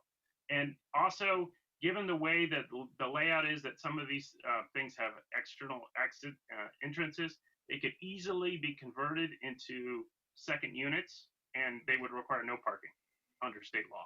So, there's all sorts of ways if they wanted to get around this. My preference would be that they just label it exactly as it's going to be used. If it's 6 bedrooms, that's fine with me. I still could make the finding for the parking. I think the overall look of the house is good. I like the smooth stucco. I like the location of the addition. I like the standing seam roof. I'm not sold on the ceiling and roof treatment on the addition. I'm not sure if that's a deal breaker for me, and maybe they could, do some study there. I don't know really about the trellises so much. I understand the point that they don't really fit the architectural style, but again, they're just trellises. If it were my house, I wouldn't do that kind of trellis on this house, but I don't know, again, if that's a deal breaker. I do think that we have some issues with making the finding with regard to energy efficiency and also with regard to the landscape plan. We need a landscape plan. I want to make sure that pine tree is safe. Even though it's not a protected tree, it's obviously a very big part of the community in that neighborhood. And energy efficiency, maybe we could have solar panels. Maybe there's some insulation materials that are good here that make up for the black roof and the 3 laundry rooms. But I think we need more information there. And especially given the fact that that there was some issues with the noticing. If we're sort of wobbling on as to whether we want to try to approve it tonight and then put a lot of conditions on it, or just bring it back to try to get polished up, to me, that pushes it towards the polish and bring it back. The other thing is I'd like to understand the treatment of the chimney And if there is going to be any rock or other facade materials, I really don't want a bunch of fake rock facades showing up that's not on the plans that we have reviewed. So I'd really like to just get all of that stuff worked out so we know exactly what we're looking at. And I think that if some of those issues are addressed, I would be able to make all the findings because I think the basics of the house are good. But I do feel like there's a bit of just not finishedness to some of the plans and of course the big lack of the landscape plan. You know, you guys, when we've had really, really good designers in here, like the, you know, on Nathaniel Terrace, I think that everybody just, you know, went after him as a really competent designer and wound up holding him to a much higher standard than we're talking about here tonight at all. And I'm kind of disappointed in that. Yeah. I you know, sorry to tag on here, but I think some of the things Peggy pointed out on the plans, I think polishing is probably the right term. There's a lot of discrepancies and inconsistencies, and I would even say, you know, we started to ask for these 3D renderings to help us really flush out what this project's going to look like, but the one in here is incomplete as well. Like the slider out from the master bedroom is open. There's no slider. The windows have no frames. There's no ground, I guess, outside where the trellis is. You know, you can see the chimney there in white. If that's going to get the stone, like we need to see this flushed out more as well to the design, because it can be very informative or it can be the opposite. And right now it's the opposite. It's not really helping the cause because it's not complete. There aren't even any steps. You look at the difference in elevation from the terrace there to up to the master bedroom. There aren't even any steps shown, but you're absolutely right. There's no ground treatments here at all. So anyway, sorry, John, but it needs more than polish. Well, I'm being kind, I guess.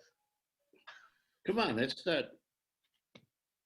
I'd like to see us hold this to even a bit of the standard that we've held the Nathaniel Terrace work to. Well, it sounds like we've got a consensus, or at least certainly a majority who would like to see this project come back and some items reworked a little bit more. Let me ask the applicant, you have the right for us to put it to vote tonight if you'd prefer, or would you rather have us continue this item so you can work on a few of the issues that we've discussed here? It's Brian.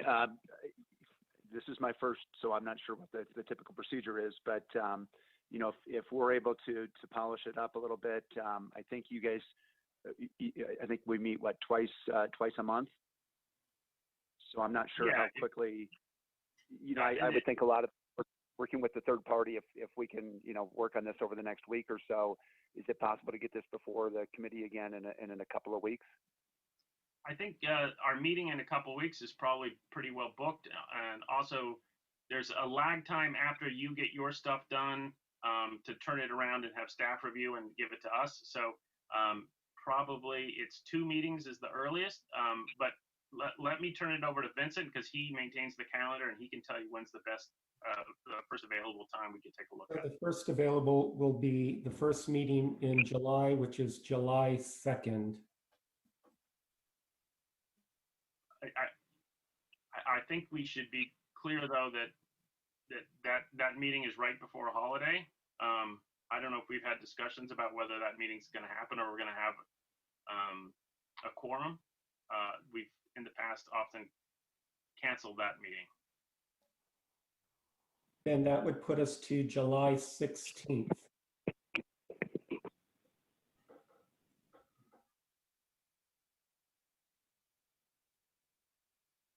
If that date is acceptable by the applicant. Well, it sounds like that's the soonest that the committee would be ready. So. Well, I mean, we could notice it for the second. I mean, the issue there is that I would feel really bad if you hurried up and rushed to get us the materials, you know, and then the meeting got canceled. And I think the likelihood that meeting happens is probably less than 50%. So, you know, sometimes when you dig into this stuff, it helps to have an extra week or two to iron out bugs and work things through.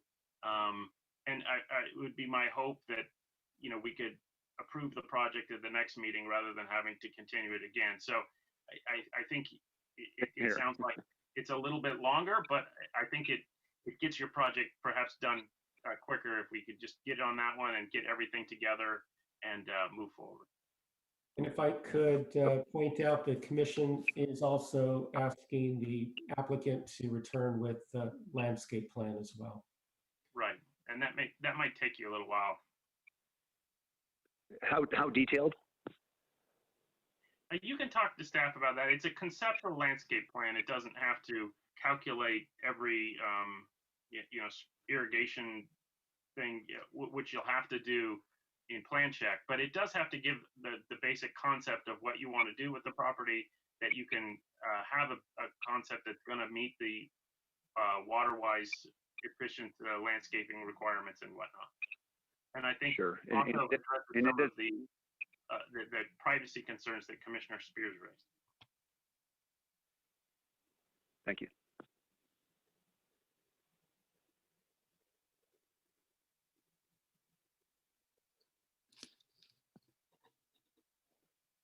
I'm not sure. Was there a question to me? Well, the question then is would you like us to then continue it to July 16th? Sure. Why don't we do that? Okay. With that, I'll entertain a motion.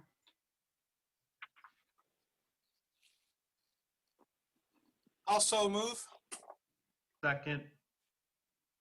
Okay, we have a motion and a second to continue to the July 16th meeting.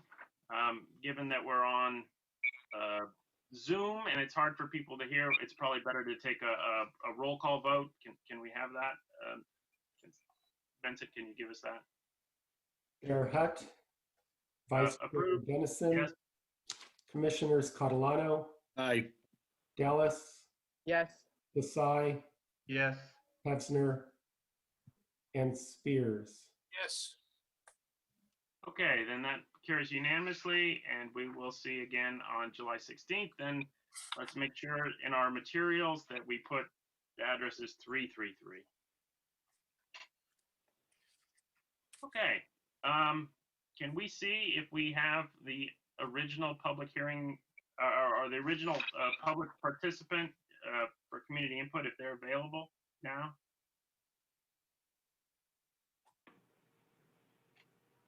That participant never rejoined the meeting. Okay, well, he can email or maybe talk to us at our next meeting then. And we can also give another opportunity if you're out there and you want to join. With that, let's move to our next public hearing, which is amendment of Chapter 1734, Affordable Housing of Title 17 of the Sierra Madre Municipal Code. Can we have the staff presentation? Assistant City Attorney Alex Garagosian will be making the presentation. He does have a PowerPoint presentation for you this evening as well. Shall I go ahead and share my screen at this point? Yes, please. You know, I don't know that we need to go over the PowerPoint presentation because it's going to just be kind of repetitious of what we covered last time. I think it might make a little more sense for me to go over what I have here in the staff report, and the commission can feel free to ask me questions about that.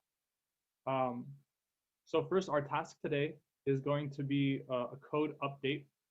It's not so much a cleanup as it is an update, because as I mentioned last time, the state law has changed quite a bit, but our code hasn't. The reason we're doing it now is because the planning department applied for an SB2 grant.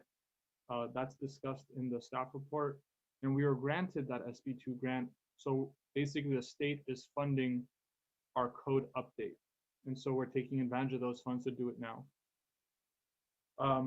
The Planning Commission's task is going to be to recommend approval to the City Council. For those that are new to the Commission, the Planning Commission can't actually change the zoning code. but it is the Planning Commission's responsibility under the state government code to recommend any changes to the zoning code before that actually goes to the city council. So every zoning code change has to go through the Planning Commission first. So if you see here, the way we've organized this, the way we've organized Chapter 1734 is the following. The first section is just a statement of purpose. The second section lists the definitions. And so for this definition section, if there are any other definitions that if there are any terms you think need to be defined, it'd be good to talk about it and to include that now. The third section is the density bonus permit application procedure. And if you think we're missing any steps, it's good to talk about that. The next section is the density bonus calculation methodology and required findings to receive a density bonus. For that section, what we really play with are the thresholds, whether we want to lower the thresholds to make it easier to get a density bonus, or we want to increase the amount of bonus that people receive once they're eligible. The next section talks about concessions or incentives and the required findings. The one after that talks about waivers or reductions of development standards and required findings. After that, we talk about parking ratios and required findings. And then we talk about the standards governing those affordable units. So in most cases, as you know, to receive a density bonus, you have to a certain number of your units usually have to be affordable. And if those units are affordable, we have in this code now certain standards governing those affordable units. The next section talks about density calculations, the density bonus calculation methodology for childcare facilities. That's relatively new under state law. Density bonus calculation methodology for the donation of land. It's the other way to get a density bonus. You can either have certain units be affordable or available to certain segments of the population, or you can donate land that's going to be used for affordable housing. The next section talks about density bonus calculations for condominium conversions. After that, we have a section on miscellaneous provisions. So if you think we've missed anything elsewhere in the code, they probably go in this miscellaneous section. And the last one is requirements for the density bonus housing agreement. So if someone's going to avail themselves of this density bonus, we have them enter into an agreement with the city that's later recorded on title, so we can make sure that we have enforceable rights to make sure that those properties that they promised would be affordable remain affordable for 55 years. Other things to note or to bring to our collective attention so we fix now are is consistency. We want to make sure that terms are used consistently throughout this chapter. It's pretty complex, so we want to make sure we're not using terms in one section one way and in a different way in another section. And the last thing I'd encourage everyone to consider is this density bonus allows us to incentivize the types of construction we want to see in Sierra Madre. So to the extent we want to incentivize certain types of developments, we could lower their thresholds, we can increase their relative density bonuses. And with that, I'm willing to take questions from the Planning Commission. Okay, I think the best way to deal with this is if we have any sort of general questions, we can talk about those first, and then we can just go down through the code section by section. So I'll start off with one general concept, and that's our ability to deviate from what you have here. My understanding is this is the minimum that's required by code, and we can't make it less favorable to affordable housing than what you have now. Yeah, so thank you for that question. So first, what I didn't note is your copy should have yellow highlights throughout. Yep. Those yellow highlights are intentional. Those are sections that can be amended. So okay. If they're yellow, that means I probably, or Vincent probably one of us included them. And that's not what you find under the code, except for those density thresholds. Those are code requirements, but we can amend those per state law. And Chair, you're correct. This is all the minimum required under the code. We can always allow for more. Okay, so we can make it more favorable for affordable housing, but we can't make it less. And I'll apologize ahead of time. I normally try to get you guys these questions early, but I was really stacked up and didn't get to it till earlier. So excuse me for giving you questions cold. But one issue we have in town is we have Measure V, which regulates the density of residential units in the downtown area.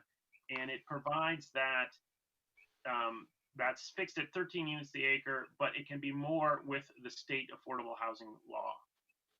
So the question I have for you is, if we change this code to be more favorable for affordable housing, would then we have to have a separate sort of state rule that applies to the Measure V area?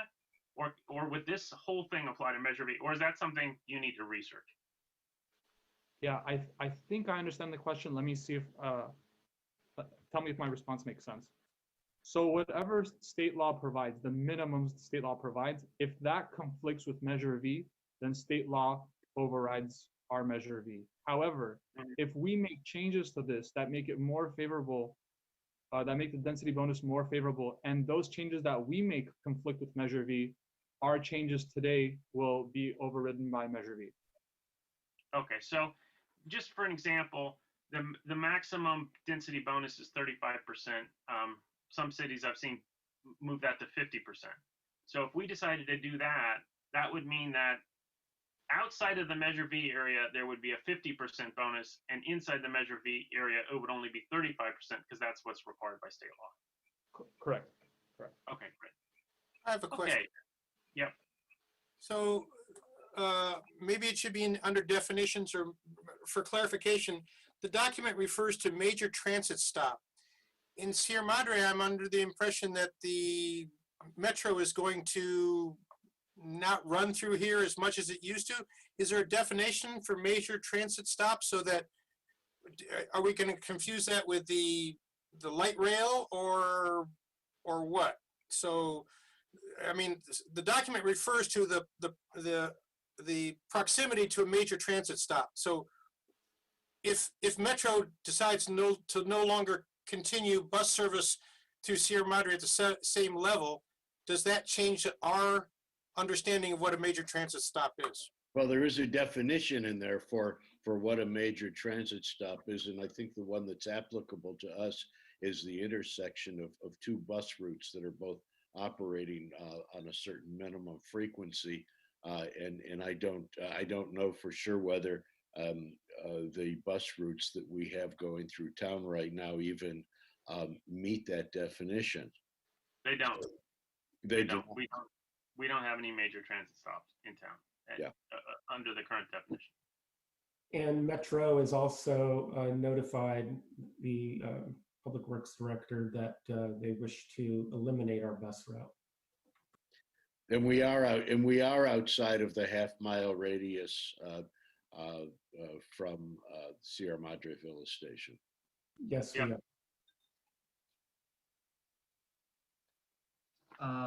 I had a question, a dumb one, but through the proposed language, the term affordable units is used quite a bit, and I'm understanding that to mean any of the three categories of affordable housing, right? But I'm wondering if that should appear as a defined term, because it's used quite a bit, and I would hate for it to be sort of used like, well, it's very low, moderate, semi-moderate, whatever. I mean, who knows what other terms or stations there are. Does that make any sense, or is that understood that affordable units means any of those categories? So affordable unit is defined, and it is? Yeah, it's here, and it says very low, lower, and moderate income households, just like you had described. I think one of the areas of confusion there, Manish, is that I don't know if you've, in contracts, a lot of times when you have defined terms, you capitalize them. And so you know that they're defined terms to go look. but in the way we do our code, we just use lowercase. So you'll see the term affordable units used throughout, and it's not capitalized, but it is the defined term as set forth in the definition section. Yeah, I see it now. Okay, there at the bottom of the page. All right, perfect. And let me just quickly discuss what types of units we're dealing with. So just some basic definitions here. We have the base density units, right? So that's what the project can be, that's the density that the project can be constructed with under the existing code. And then we use the base density to determine the density bonus units.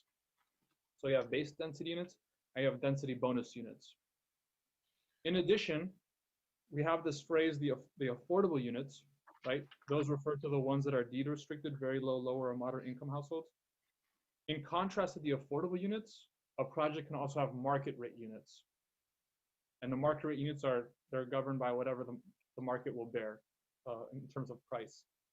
So I know we use a lot of adjectives before the word unit, so I just want to clarify for folks. The four major ones you're going to see are affordable units versus market rate units, and you'll see base density units versus density bonus units. So a base density unit is a market rate unit. No, It's a number.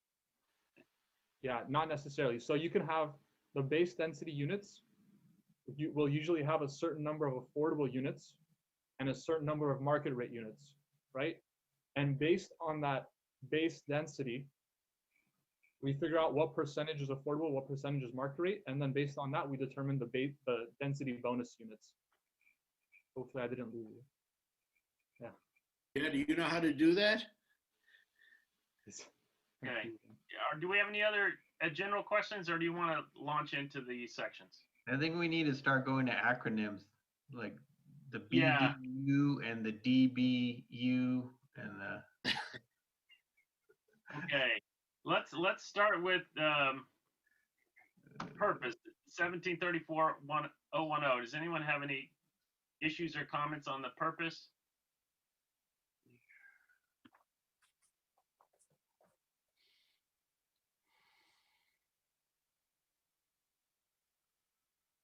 Okay, I'll take that as a no.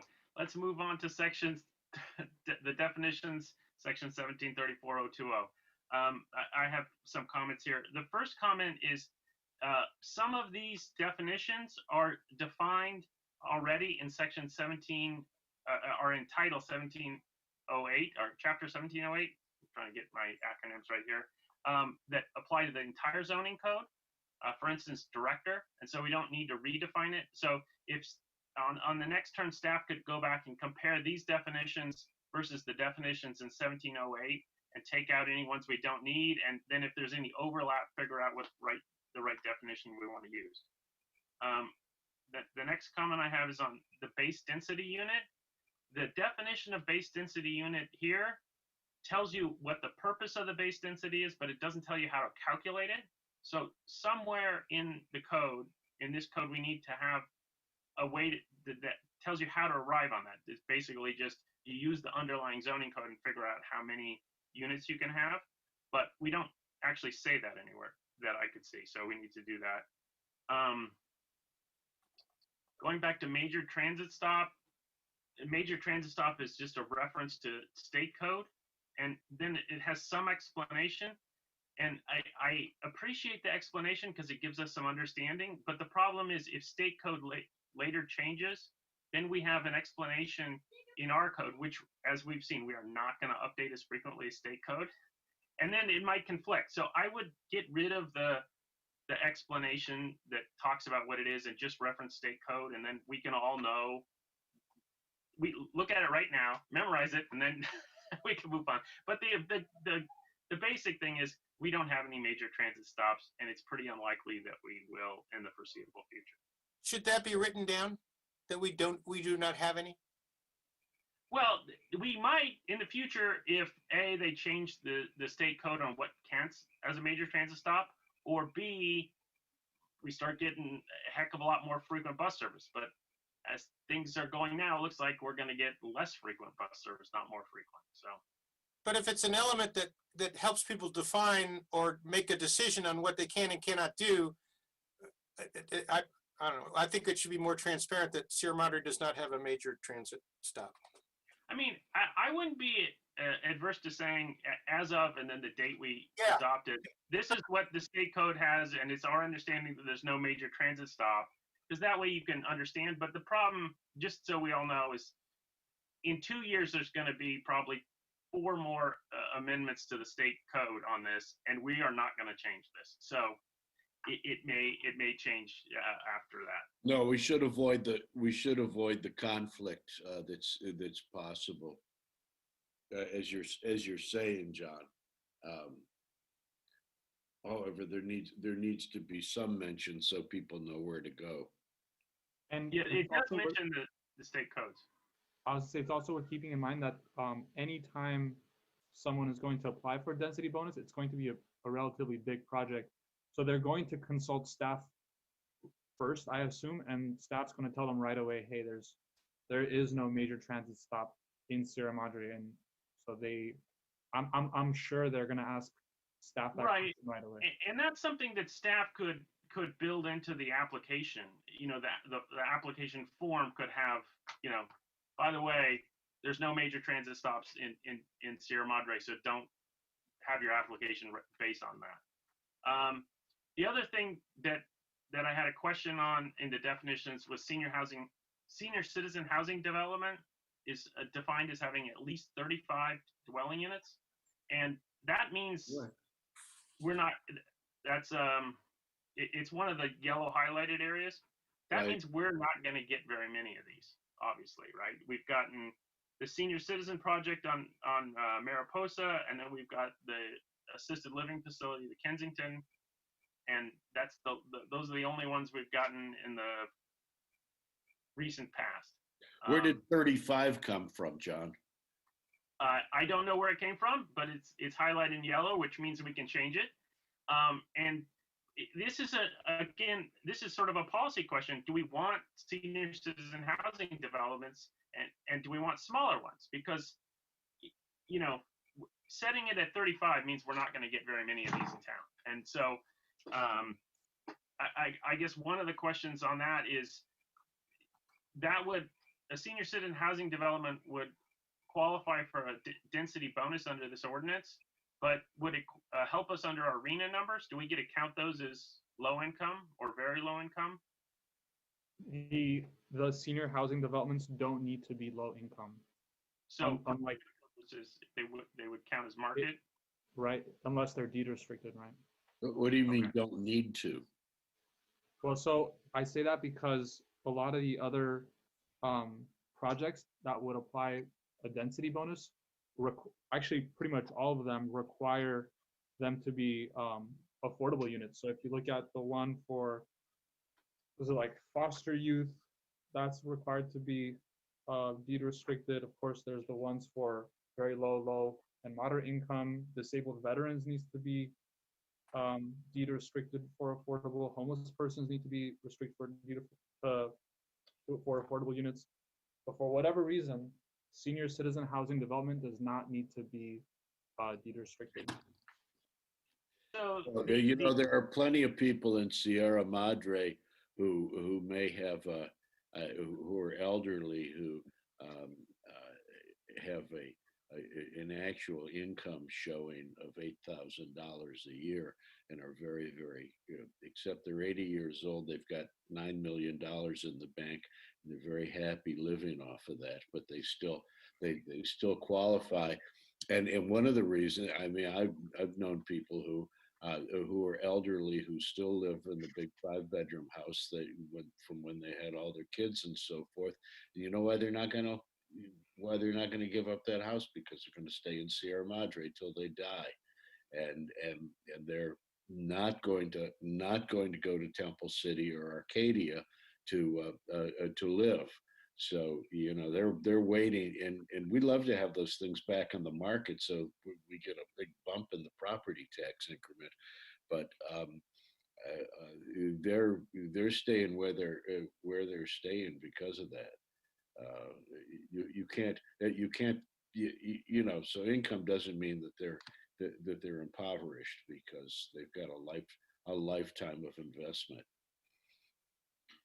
Well, right, but this is really dealing with the deed restriction on the property. So it's I mean, if it's a market rate property, somebody can live there as long as they can pay the rent or the mortgage. They can have any income they want. But if you have a deed restricted income limit property, you can't earn more than a certain amount. So that's with the affordable housing units. We've talked about that definition before. Those are all deed restricted. Senior citizen housing is restricted, but only to people 55 years and older, and they can make $1 million or 10 cents, as long as they can pay the rent. Okay. And so, you know, the first question here is this something that we want to encourage in town, or do we, you know, if we put it, like I said, if we put it at 35 units, it's pretty much a big project.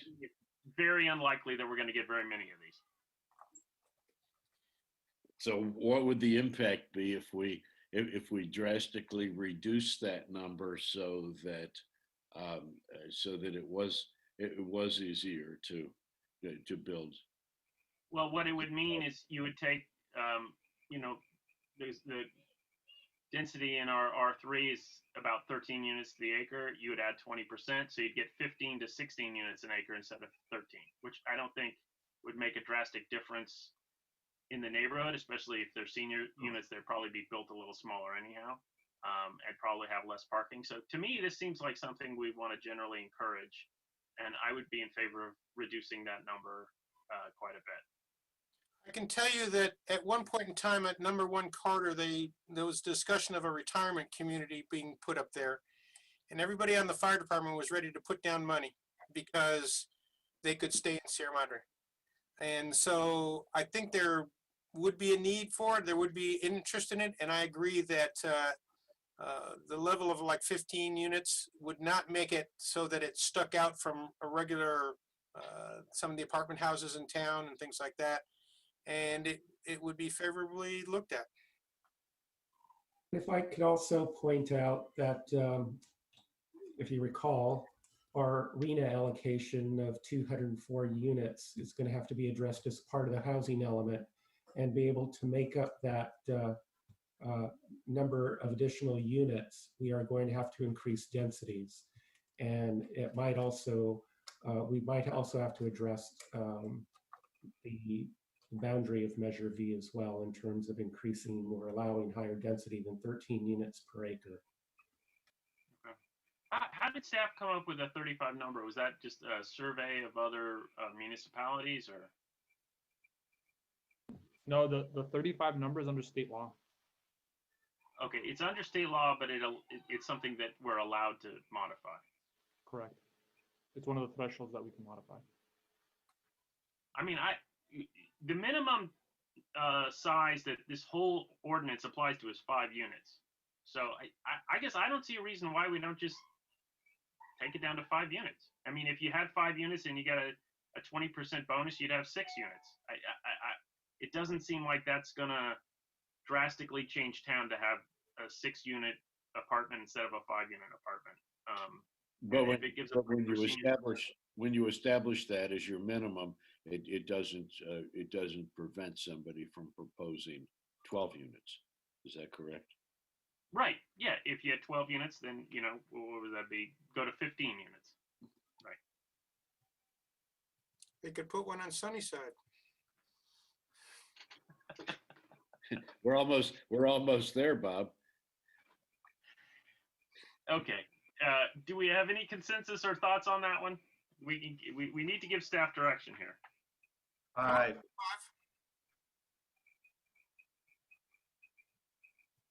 Okay. Let's make it go. I see 5 from Manish. Any other comments on the definition section? Okay, let's move to section 1734.030, the density bonus permit application section. The first question I had, the threshold question, is how the timing of this, works, because it wasn't clear to me from reading it, and I think we need to have a discussion of whether this application processes exactly together with all the other applications, or is it something that happens first so the applicant can see if they're going to get bonuses and then does their regular application? Okay, so I think this is probably something that, well, administratively, I'm not sure. Maybe Vincent can chime in on this. What's easier, but this section B, that 30-day requirement, is a state requirement under the law. So once they submit their application within 30 days, upon a determination of completeness, basically, we have to let them know certain things. So I assume they're probably going to submit everything at once. I think that might be the easiest way. I don't know, Vincent, if you have thoughts. Generally, there'll be some negotiation with the city to see what concessions we would allow once we go that direction, and also discussion early on in terms of what the density would be as well. So I would say it would be submitted all at once they have pre-development review application with staff, then we can figure out what direction they want to head. Okay, and so then if the application includes a design review permit or other discretionary permit, it's going to go to the planning commission. So the planning commission would be the one who decides the density bonus, not the director? Correct. If it's combined, yeah. Okay, so that makes sense to me. I just think that the interplay between A and C needs to be clear on how the timing works. And then in other places in the ordinance, it talks about what the director does. And if that's something that changes based on who is looking at the application, we should change that to say the reviewing body. And in C, we should spell that out, that it's the person that makes the density bonus determination is the same body that judges the other line things.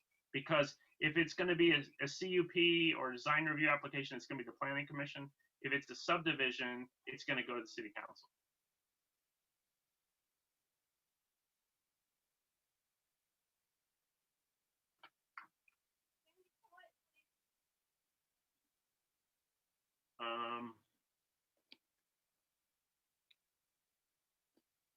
And so, like, for instance, in D, where it says the director will issue a density bonus permit, that should be, the determination should be the reviewing body. We'll make those changes. Okay. Any other comments on section 30? No. Okay, next, moving on to section 1734-040, the density bonus itself. We've already discussed, these are the state minimums. So we cannot lower these bonuses, but we can increase them. And I guess the question is, do we want to have some discussion on that? Is that something that we want to consider? Is there a certain type of level, like a very low versus low, we want to change? I know that for RENA purposes, we have a very hard time getting very low numbers, whereas the second units have helped us on the lower and mod.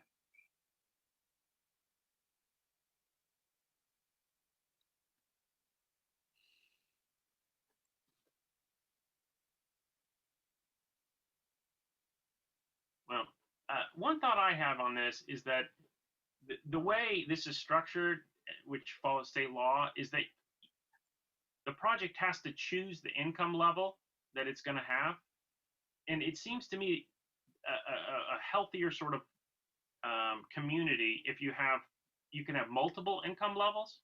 So I don't understand why you'd say this one has very low income and no moderate, right? So it might have some market rate and some very low, but that's it, nothing in between.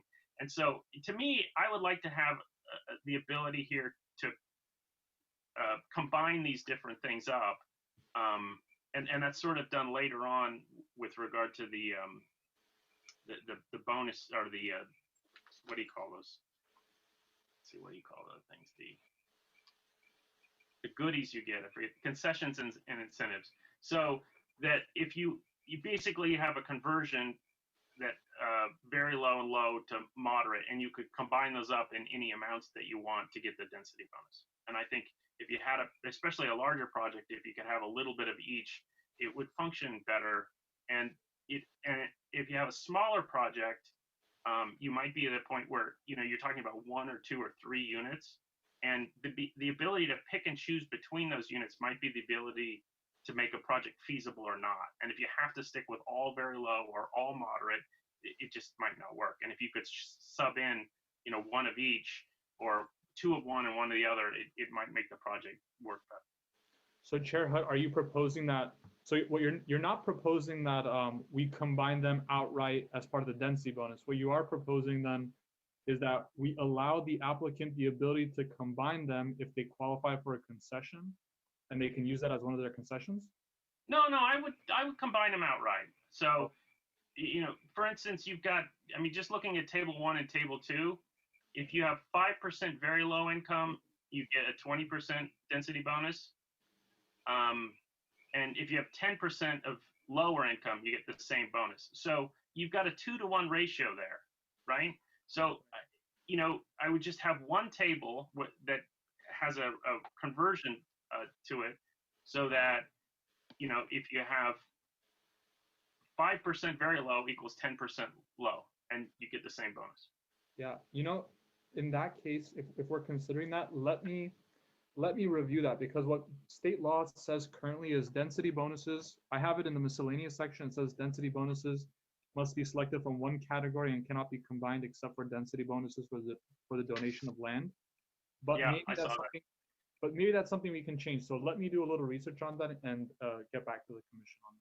Okay. Yeah, if we can change it, I would like to. I think that for me, it seems a lot more sensible instead of picking from a different income group. And also, we could just have one chart and have conversion ratios. It seems like it would be administratively simpler as well. John, are you saying that, like, wouldn't we want to incentivize that approach, like mixing rather than isolating from each table? So are you incentivizing that approach by increasing the density if they so choose to pick from each table and do a mix? Do they get a higher percentage of density bonus? I wasn't suggesting that they get a higher percentage. I was just suggesting they have the ability to mix, because right now they have to choose from one table and they can't mix. But I think that makes it more attractive as a viable project if they actually, like, let's be honest, like if a developer is going to come in and build affordable units, like they're going to pick from the least, like basically the moderate table and then market, like typically you don't get sort of the high and the very low like combined. It's the chasm's too big, right? So right, you could bridge that by incentivizing that they basically create a step ladder, in their development. So it's kind of very low mod market, and whatever that mix is, like that would make it more attractive, because you would have more viable projects basically if they were able to step ladder that development. And so if there's a way, I don't know how you do that, because the percentages are all, like you said, in very low, 5% gets you 20, but in the table 2, 10 gets you 20. So I don't know if that's too much math to figure out, but if there was a way to incentivize that somehow, because that approach actually would make sense. And with that approach, you actually might get some very low income units, as opposed to the other approach, where if you had to pick from one table, you're going to pick from table 3 more than likely, mixed with Exactly. And so we might, if we could combine the tables, we might end up getting, 1 or 2 very lows. We're not going to get very many of those, but if we have separate tables, we're going to get zero. Unless it's got some huge government subsidy from somewhere else, we're going to get zero. And so I think to the extent we could do that, combine the tables and allow people to put those together, that would be very helpful. Chair Hutt, I remember at the last meeting you had mentioned that you thought some other cities did this. Do you know which cities? Because this seems pretty novel to me, and it'd be interesting if we tried it. I just want to see if we have any examples elsewhere. No, not off the top of my head. I don't remember. I know that I do know that other cities have gone higher percentages instead of the top at 35. They go up to 50. I've seen that quite a bit. But I haven't seen. I don't remember where the mixing is. Might those have been in response to the particular social and economic conditions in those cities that wouldn't really pertain here? I mean, if any city really wanted to raise these percentages drastically, might that really be because of a problem that they have with their own population? Well, I think it also has to do with cities that are bigger and have, different neighborhoods. I don't know, for instance, Pasadena, I think in the center city, Pasadena, it's 50%, whereas they have the 35% in the rest of the city. So the idea is that they want to incent the more density near the transit stops and in with the rest of the town.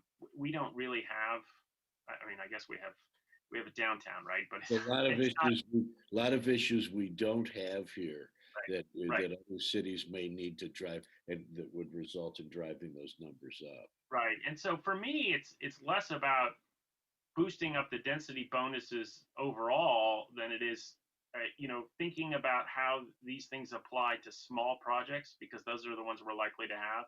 And as Manish was saying, the ability to mix and match, and maybe having a bigger incentive for the very low, it might end up getting us like one or two very low units in a project. I'm not a developer, and I want to make sure I understand. So if someone has a piece of land in Sierra Madre and they want to build a multi-unit building on it, we want to incentivize them to think about setting aside one or two spaces in that building for very small units that would qualify. So they might want to, instead of having a 2-bedroom unit, have 2 1-bedroom unit kind of things. Is that where we're trying to go? Well, they have to be similar units. So you can't make a teeny tiny affordable unit and then a big market rate unit. They have to be similar. And so if you have, 2-bedroom units, there has to be the same percentage of market versus affordable. The issue is just whether, if you have a building that you could say build 10 units, then if you look at table 2, if you had one affordable unit, that's 10%, you would have a density bonus of 20%. So you could have 12 overall units, right? Whereas if you made it very low, that one unit would get you 32.5%. But they'd all need to be the same size. So it's not a matter of geometry and architecture. It's a matter of deciding what the price is. It's exactly deciding what the price is. But the issue you have is if you choose table 2, you can't choose any from table 1, and you can't choose any from table 3. And so if you had a 10 or 12 unit apartment complex and you wanted to have 1 from one table and 2 from another table, you can't do that. And that limits the ability that especially the ability for us to get very low income units. Then we should incentivize flexibility. It's to our advantage. And like Chair Hutt said, the units can't be that different, but they can have different amenities. So the amenities for the market rate ones, they can include more amenities than like do they have gold-plated faucets? Whatever that. How many amenities are really available in this market range anyway? I mean, it's not like I'm going to get Formica and you're going to get marble. Come on. Well, no, the market rate could have marble. So you could have in a building that you had market rate and affordable, you could have Formica for the affordable and marble for the market rate. No, you get luxury Formica in the market. Oh. You Yes. get standard. Okay. Okay, moving on.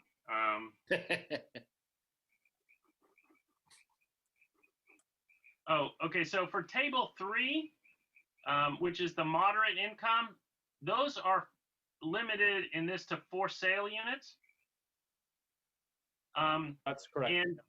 And yeah, I understand the concept there, but the issue is that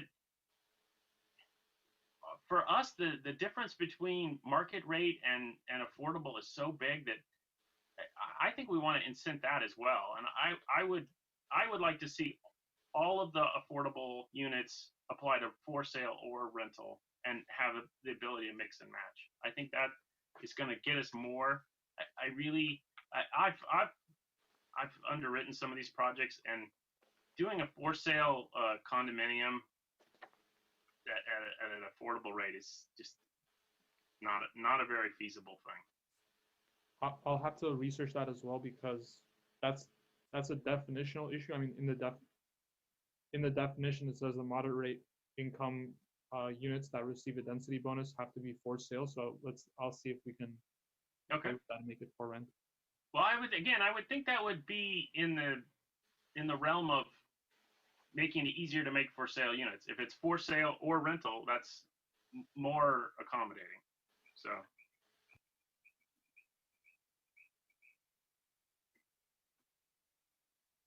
Okay, let's see. And then in B, where we have the different types, the senior citizen and the foster youth, it's not clear to me, and I think that probably means it's not available that you could combine these with the affordable. So if you have a senior citizen housing development, you get a 20% density bonus, but if you had some of it affordable, you don't get to add that on. And to me, again, I would like to provide that flexibility. That's correct. If it's currently as written, and I believe that's what it is under state law. I mean, I know that's what it is under state law. If it's a senior citizen housing development, it has to be 100% senior citizen housing. And if it's foster youth, same deal, 100% disabled veteran, 100%. Right. But I mean, you could have 100% senior, some of which are affordable, right? So you get a market rate senior and that should get to, in my mind, that should get more density bonus because you're accommodating seniors who aren't high income. And so I'd like to see that flexibility as well. And so perhaps if we can't get that kind of density up front, would you also like me to look into whether we can get that kind of density as a concession? So whether we can combine both as a concession? Yeah, I mean, we want to get what we can get, right? So if there's one way to do it and that's the only way, then let's look at that.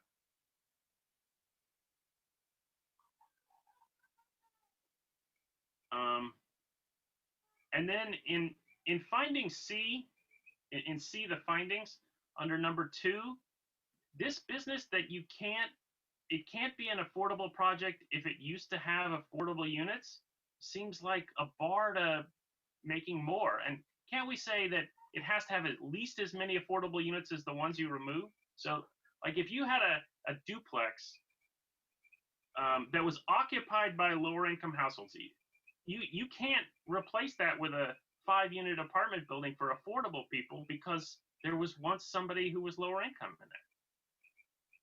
Right. I guess the intention there, the state doesn't want people to basically displace low income people who are renting, I guess. I mean, although the units may not be deed restricted low income, the rent itself might be low income, and that's why the low income person is staying there. And I guess they don't want to just, it's kind of like duplicating their own work because you're tearing down a low income unit to create a low income unit is kind of what it sounds like. Unless you're going to create more low income units. Right. And so if you're creating more units, if you're, like I said, the examples, you're taking a duplex and putting 5 units on, you know, if you've got more than the number of affordable, I don't understand why we want to stop that. No, that's actually permitted under the law, and I'll include that. I'll include that that qualification. It's in the law. It allows you to do that. Okay, great. Okay, any other comments on section on 040? Okay, then we'll go to section 050 concessions and incentives. I've got similar comments on this one that I'd like to, this again is broken down into the different types, the income types, and to the extent we could combine those, I would like to do that.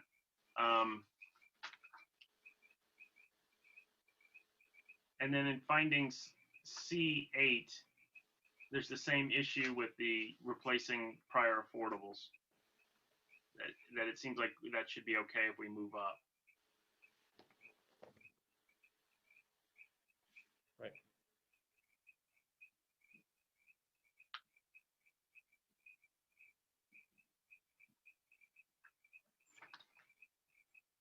And these incentives are state law, so they would apply even in Measure B, right? Right. Okay. Right. And if somebody wanted to, they could choose as one of their incentives or concessions to waive the development fees. They would be able to do that, yes. Okay.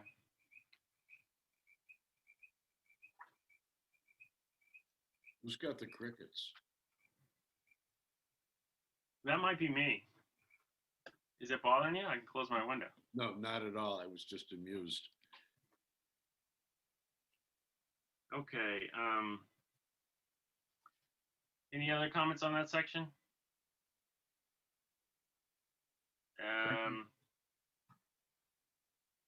Okay, let's go to section 060. I didn't have any comments on this. It's similar to the other. No.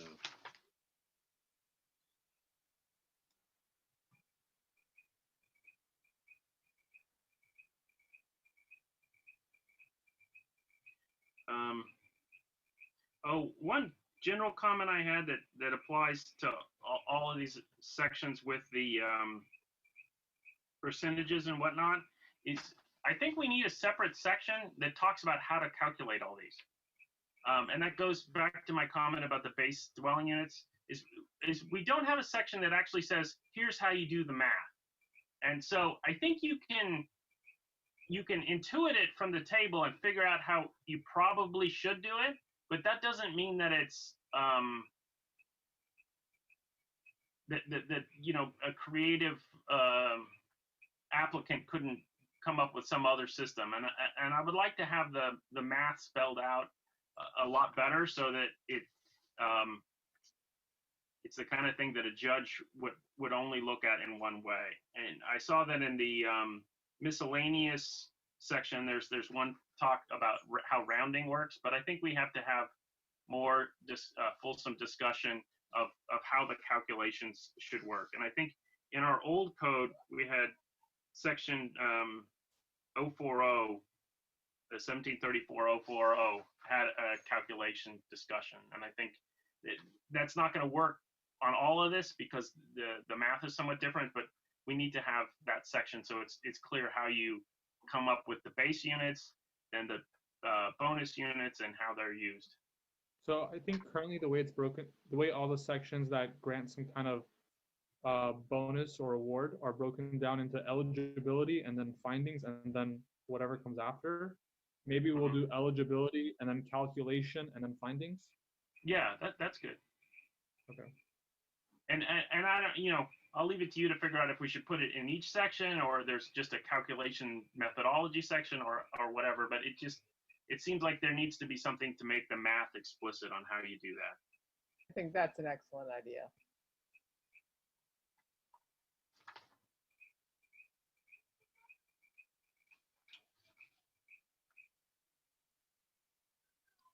And then, let's see, where did we leave off? I think we're in 060.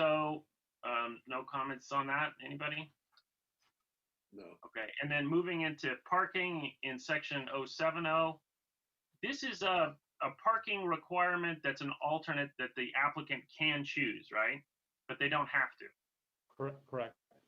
Okay, because our next item, we're talking more about parking, and I think we've already included some discount or reductions in parking requirements for affordables, which are lower than these. So they could just choose to use those lower numbers if they wanted, right? Right. Right, okay.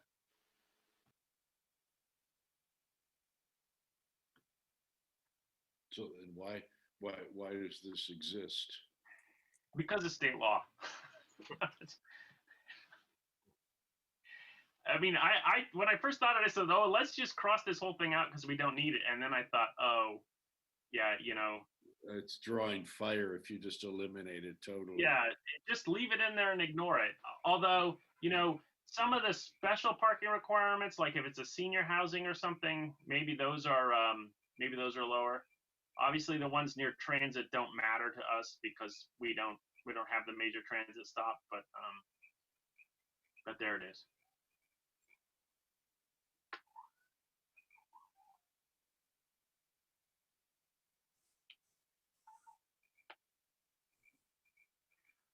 Okay, any other parking comments?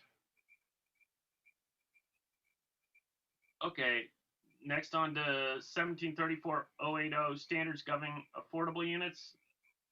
This one is yellow, so I guess we can modify it.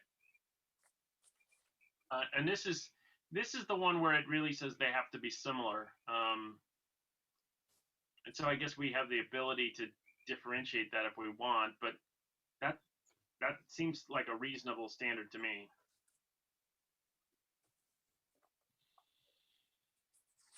Back up a second. You know, this thing about handicap parking ratios in this section are inclusive of handicap parking.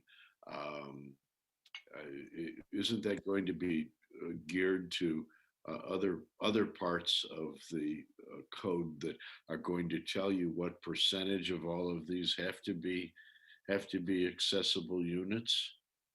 And that's really gonna be a mess if you have to start calculating all the minimum compliances for numbers of accessible units on top of what we have here, and that would really drive the parking anyway.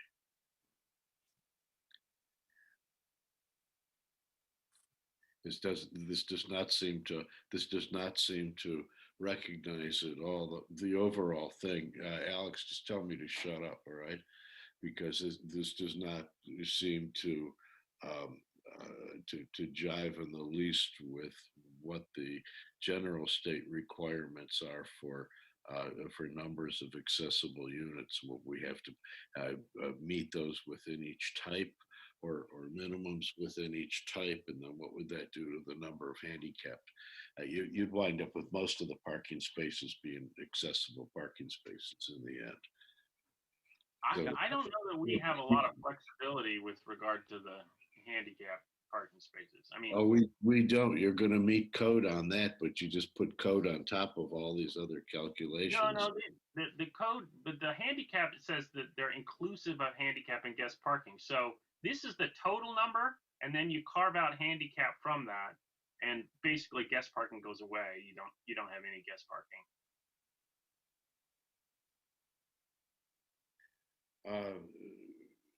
Well, if you're dealing with 0.5 per bedroom, zero per unit, all these kinds of things, it'd be interesting to see what the otherwise mandated accessibility calculations are superimposed on all of this stuff.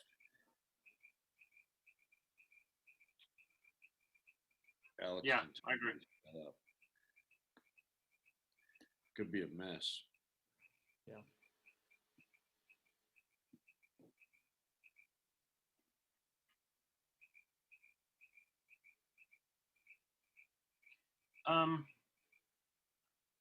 Okay, we're gonna go back to the 080. I mean, the basic gist of this is so that you don't take all the affordable units and make them tiny and shove them in the basement. They have to be similar. So I think the general gist of this is good. I think that, you know, I mean, I might want to provide a little bit of flexibility.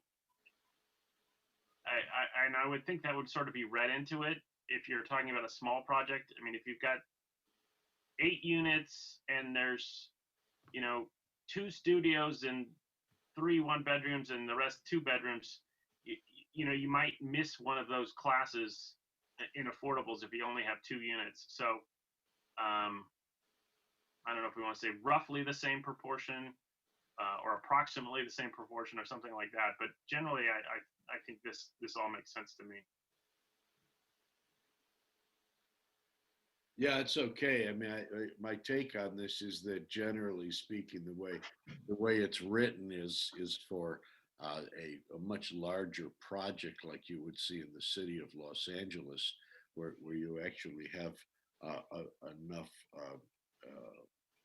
total units in the overall that these things come into play as percentages and so forth. We're probably never going to have anything that big. We're going to look at this section here and say, well, yeah, that's what the project is doing, and that's about it. Right.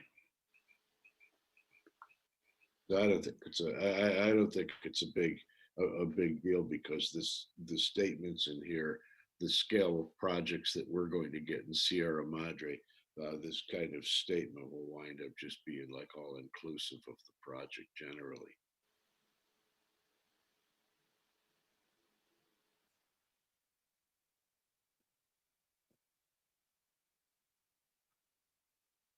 Okay. Anything else on that section? Let's move on to 090 child care facilities.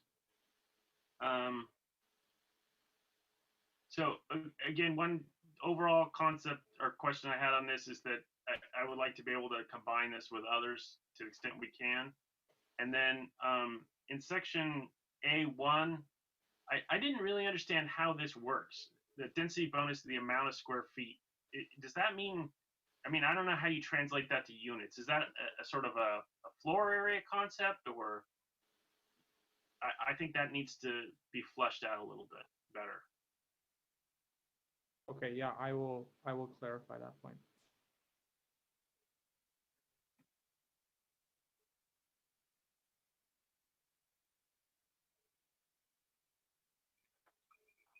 Okay. Next on to land donation.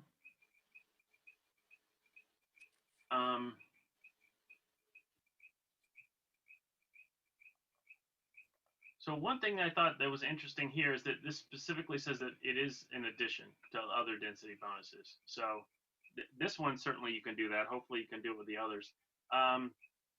It also talks about an application for the different subdivision maps, but then it talks about residential development approval. And I guess I wonder if, does this work outside of a subdivision? I mean, you'd have to already have a separate parcel that you're going to donate. I guess I'm fine with leaving it in. I guess it's pretty unlikely that that's going to happen.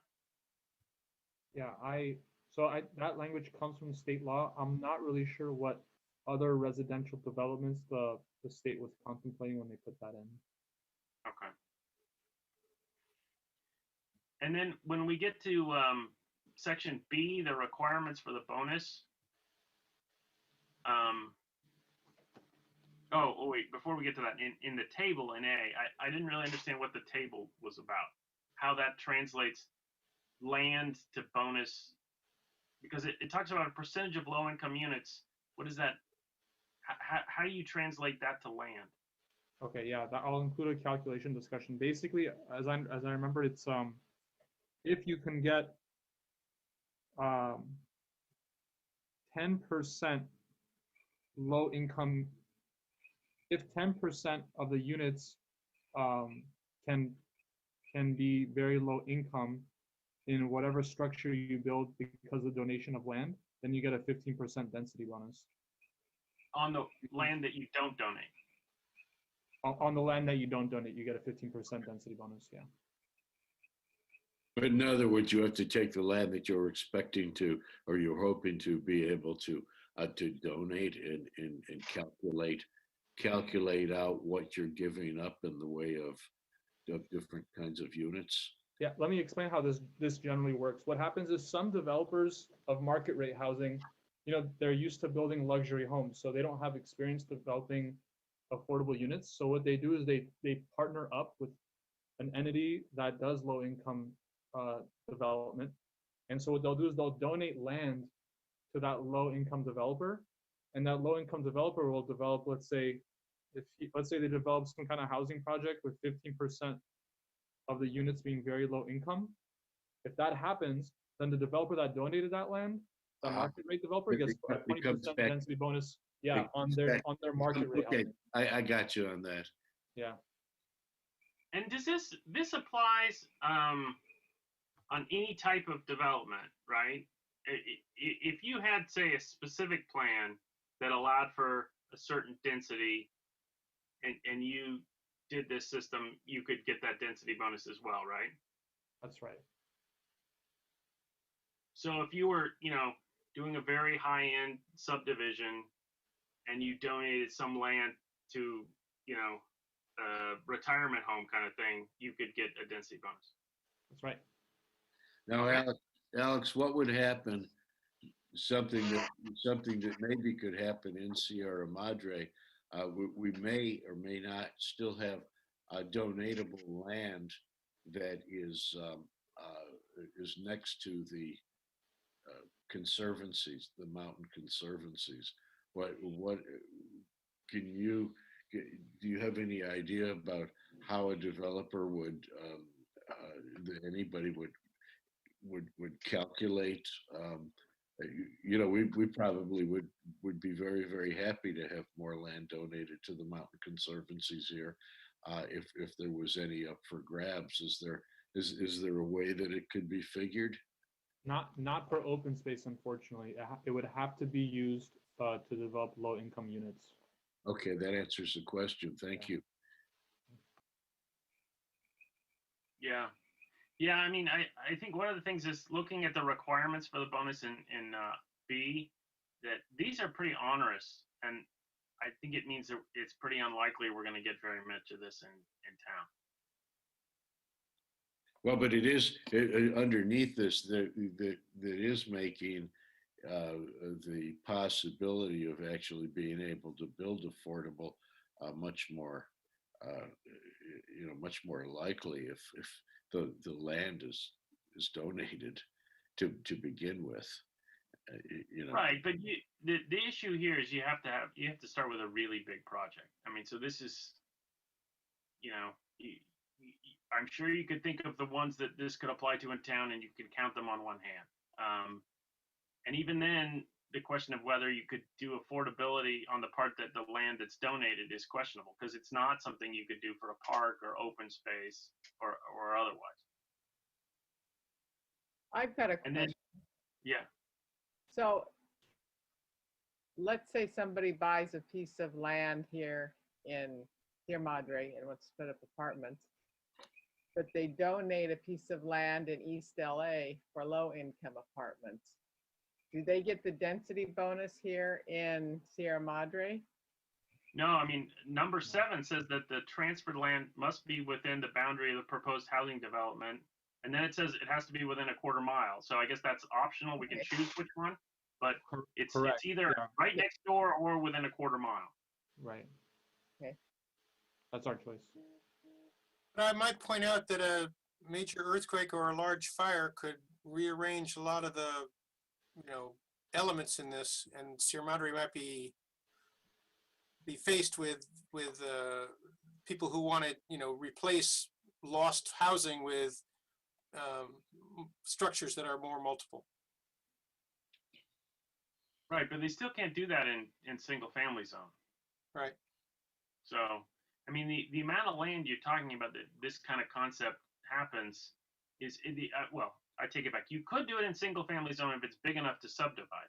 So if you had, 40 acres that you were subdividing into single family land, you could donate land. The problem is the land you donate if it's within single family zoning, would have to be single family, and that would be very difficult to get that to be affordable.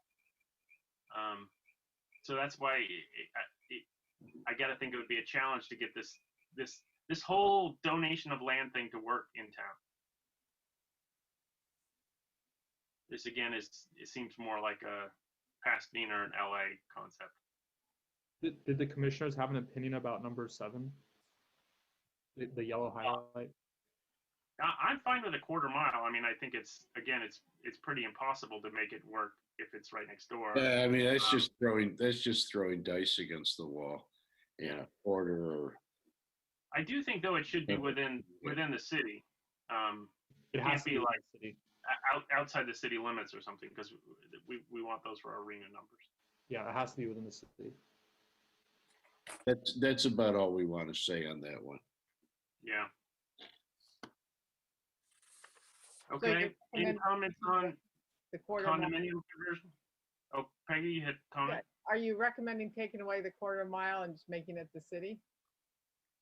No, I was recommending taking away it has to be within the boundary and going to the quarter mile. Do you think we should be more liberal and say anywhere in the city? The city's pretty darn small. That's true.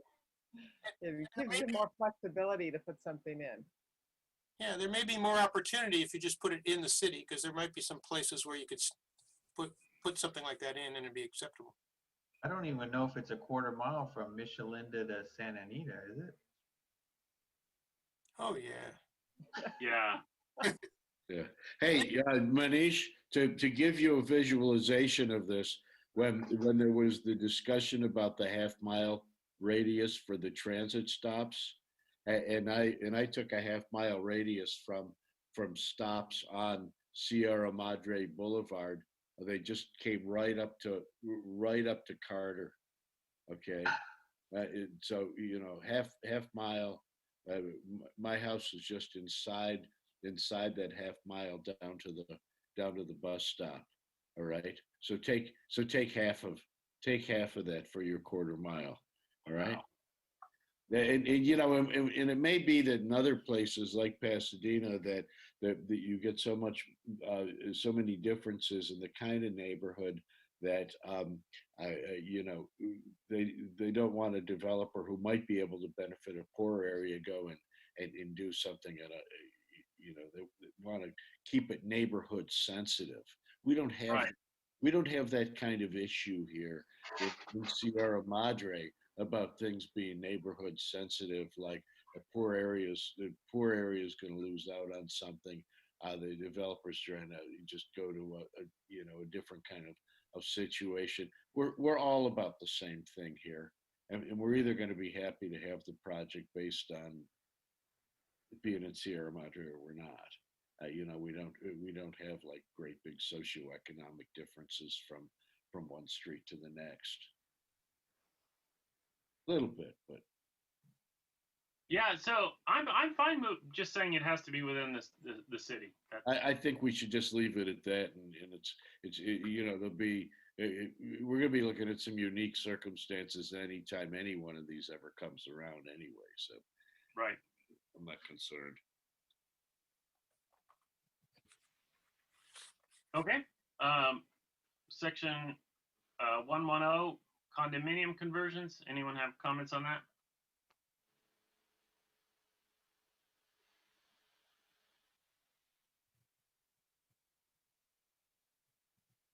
Nope. Okay. Section 120 miscellaneous. We already talked about C. That's the combination issue that we'd like to encourage that if to the extent we can. On section D, the preference, how enforceable is that we have a preference? And does that mean anything that we have a preference? I took that language from the original version of this density bonus in our code. And I wonder if back then the state density bonus law was such that you could grant people who are residents or employees some kind of preference. I didn't see any language like that in under state law. And so your question is that enforceable? Can we have people that are residents be preferred? I think so. I mean, I know what other cities do. Like for example, Pasadena does. They have a list of low-income individuals who register with the city, and then if you want to build an ADU and get some kind of like discount on your development impact fees, then you have to take someone from that list that Pasadena has that they're just residents that are low income, and they put one of those residents in the ADU. So we can do something like that, and I think that's totally legal. At one point in time, Sierra Madre had an all-volunteer fire department, and I believe there was some effort made to encourage people to rent to them and preferencing because they would be available. And I'd even be okay with somebody that's verbiage that said that they were employees of the city, because the city needs people that live in town. That's how it's currently written. Sierra Madre residents and eligible persons employed within city limits.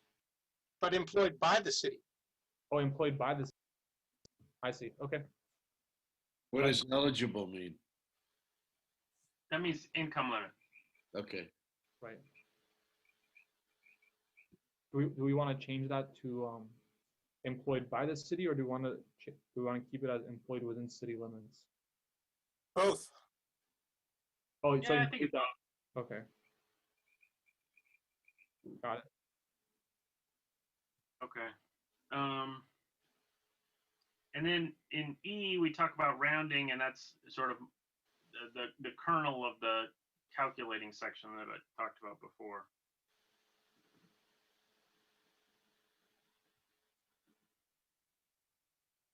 Okay. Anything else on the miscellaneous?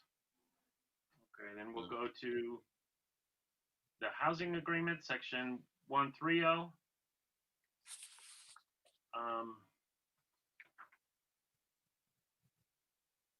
One of there's a list of required provisions here, but generally I see a sort of a catch-all that says something like informant substance acceptable to city attorney, including without limitation, and list those.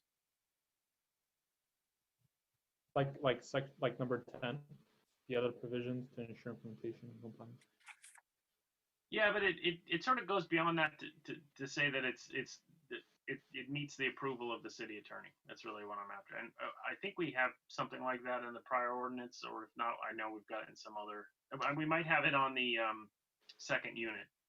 There's language in the second unit for deed restrictions that we talked about. Okay, I'll take a look at that.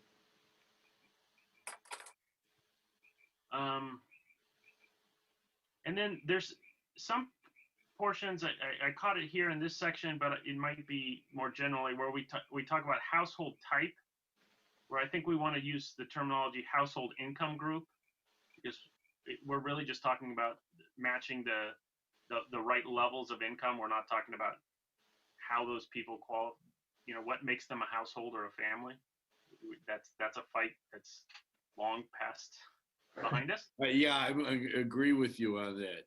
Absolutely. Do you know where it says that? Where it says household type? I know I saw it in D, but if you do I a global, can always look it up too. yeah, in D2 it says same household type as the owner. So, but you can do a search and catch all those. Yeah. And then the question I had on the income verification is what confidentiality rights does a person who's supplying that information have if it's given to the city? And would that be subject to Freedom of Information Act if somebody wanted to get it? Because it seems really wrong that somebody would have to, turn over their tax returns and all that other information. Yeah, that's an interesting question. I didn't consider it. So under the Public Records Act, there are a number of exceptions to the Public Records Act, and if it doesn't fall within any of those exceptions, then it's the default is that it's a public record and it can be provided to the public. If you'd like, I could look into it. I'm not actually sure. I would imagine information like that wouldn't be available, but let me look into that. That's interesting. I know that some bigger cities have like services that verify people and then certify to the cities. And I don't know if there's any kind of service like that that covers our jurisdiction, but it just strikes me as really wrong that, you know, someone could go dig out somebody's personal financial information. But you know, if it's deed restricted, and let's say it's deed restricted low income or lower income, that means by default that person makes less than X amount. Yeah, but it's an entirely different thing to say that you make less than X a year than, you know, this is exactly where you got your money from. It's exactly this amount. This is, you know, you earned it from this job, and this, you have these deductions. Yeah. Okay. I'll look into it. And then when it gets to rental, I understand that they have that the income level needs to be maintained at all times for them to maintain the residency. And if they go over that limit, they have to effectively move out, right? Right. What about for sale units? If somebody buys it, the test is only when they buy it, right? Right. Well, so if your go on. income goes up, you can stay in the unit. Correct. What happens if the owner gets divorced or dies? Do the kids, like if the kids are richer, do they need to sell it, or how does that work? Yes. They can't hold on to that. And then that's why we enter into the equity sharing agreement. So when they do sell it, the city gets its money back. Because we're trying to preserve this for low income residents. Okay. And if somebody's income goes up and then they get divorced, do you retest? Yeah. I mean, it just seems like there's certain life events that aren't anything that somebody did wrong, and it seems wrong to punish the people, the residents. So, Chair Hutt, do you know how I know that you're an attorney? You're coming up with law school hypos. Yeah, I'm not sure about that one with respect to divorce. So I'll have to think about that some more. okay. And then one other general comment I had was, I think we want to prohibit short-term rentals. I didn't see that anywhere, but I mean, the whole point of this thing is for affordable housing. It's not to function as a hotel. And so. Yeah, we can include that. And maybe in the miscellaneous section. Yeah. Yeah.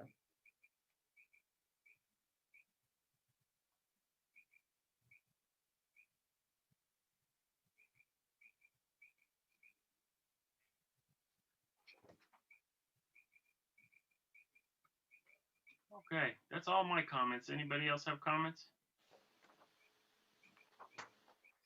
All those hypotheticals that you brought up, John, who in the city would be responsible for keeping track of whether these people are getting divorced or married or died or whatever? They have to submit an annual report to us. So through that annual report, we would keep track of what their income levels are. But in terms of like their divorce, I mean, if their divorce affected their income level, then we would know based on the annual report. And that would go to like somebody in Vincent's office? Yes. Lucky Vincent. Okay. Yeah.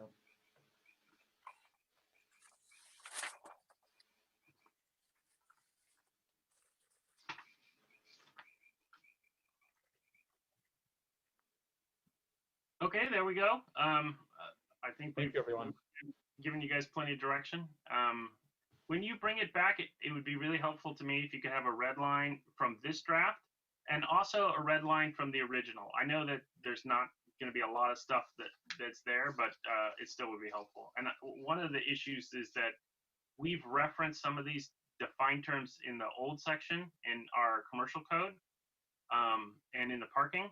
And so I want to make sure to cross-reference those to find the appropriate definitions that we're going to have in the new code. Will do.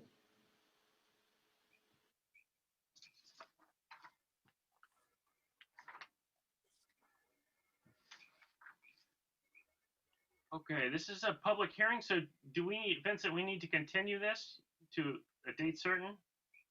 Yes.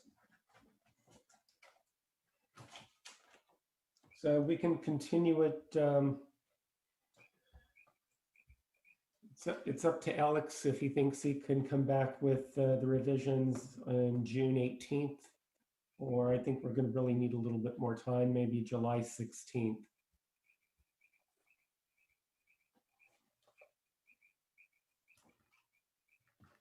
I think June 18th, let's see here.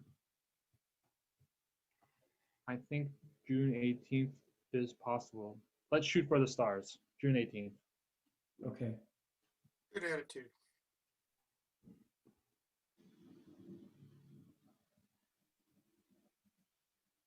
Okay, with that, I'll entertain a motion to continue this public hearing till June 18th. So moved. I'll second. We have a motion and a second. Can we have a roll call vote?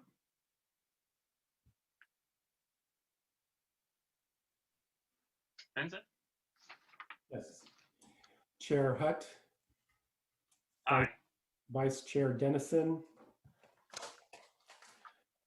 Commissioners Catalano, Aye.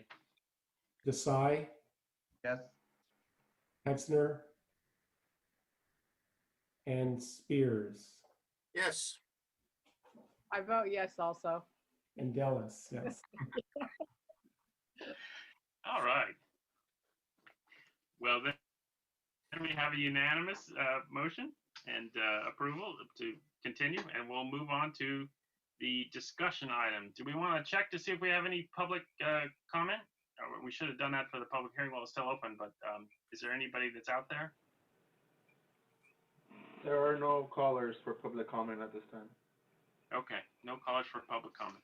Then we'll move to discussion regarding amendments to the municipal code relating to chapter 1736C and related zoning provisions. And this includes the intermingling with the parking. Do we have a staff presentation on this? We just wanted to bring this to the commission as a discussion item before we bring the ordinance for review. So basically, it's very brief. It identifies what the council direction was and what they did not want us to include. So we do have an ordinance that was prepared before. Chair Hutt and I had a discussion previously regarding should we bring that draft ordinance back to the full subcommittee, or should we just move forward with the bringing the items after discussion between John and myself to the full commission. Did you want to add to that, John? Well, yeah, I think that, you know, we've sort of ping-ponged this a few times between us and the city council, and at some point we sort of miscommunication and weren't on the same page. But I think we've talked a lot to council members and figured out where we want to go with this. The general outline is as is set forth in the staff report. And I think that, you know, there's a couple items maybe we want to talk about now, get some general ideas, and then we can bring back an ordinance.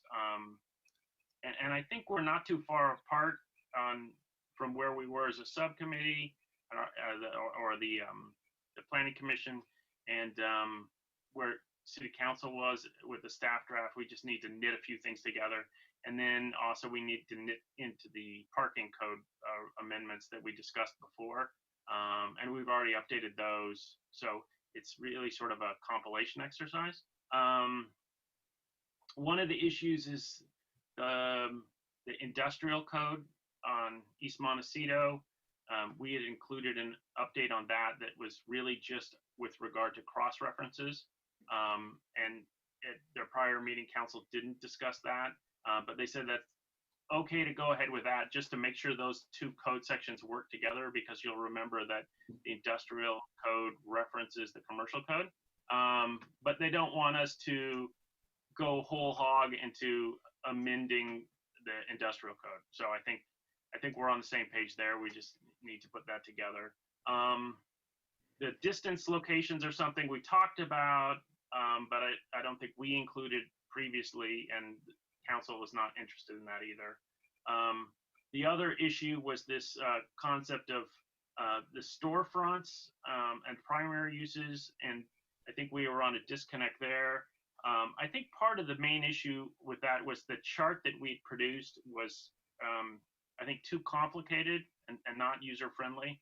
And if you'll remember, we had sort of segregated uses into 3 groups, which were generally of right, minor conditional use permit, and full CUP. And that the middle ground was dropped, and so you just have the 2. And then if you drop out the storefront, you really go from having 6 permutations to 2, and it makes it a lot simpler.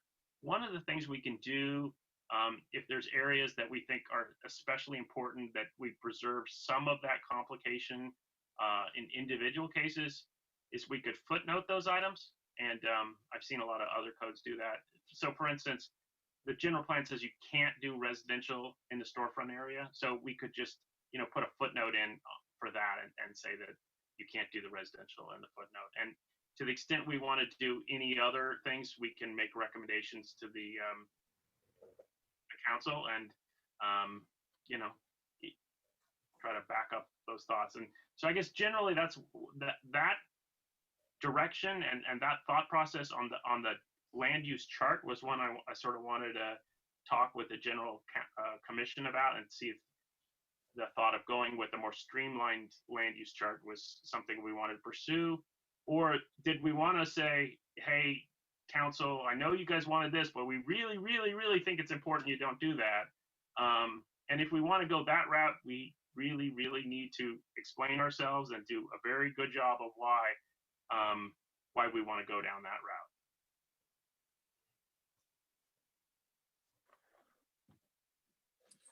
Well, my attitude is that everybody has a boss, and that while we did a lot of deliberation and put in a lot of thought on what we proposed, it was not received, and so at some point in time we should listen to the people that are going to make the final decision. And regardless of how we feel about it, and some of us had some pretty strong feelings about what we want to incentivize, and we're looking at the future of Sierra Madre.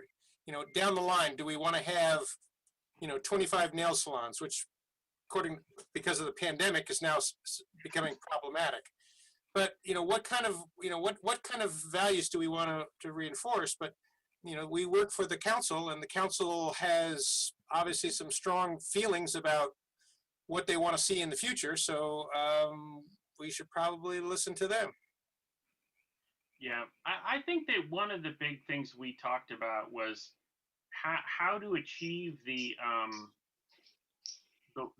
walkability and the pedestrian friendly feel of basically the storefront areas. And we did that through a sort of very convoluted and complicated use chart.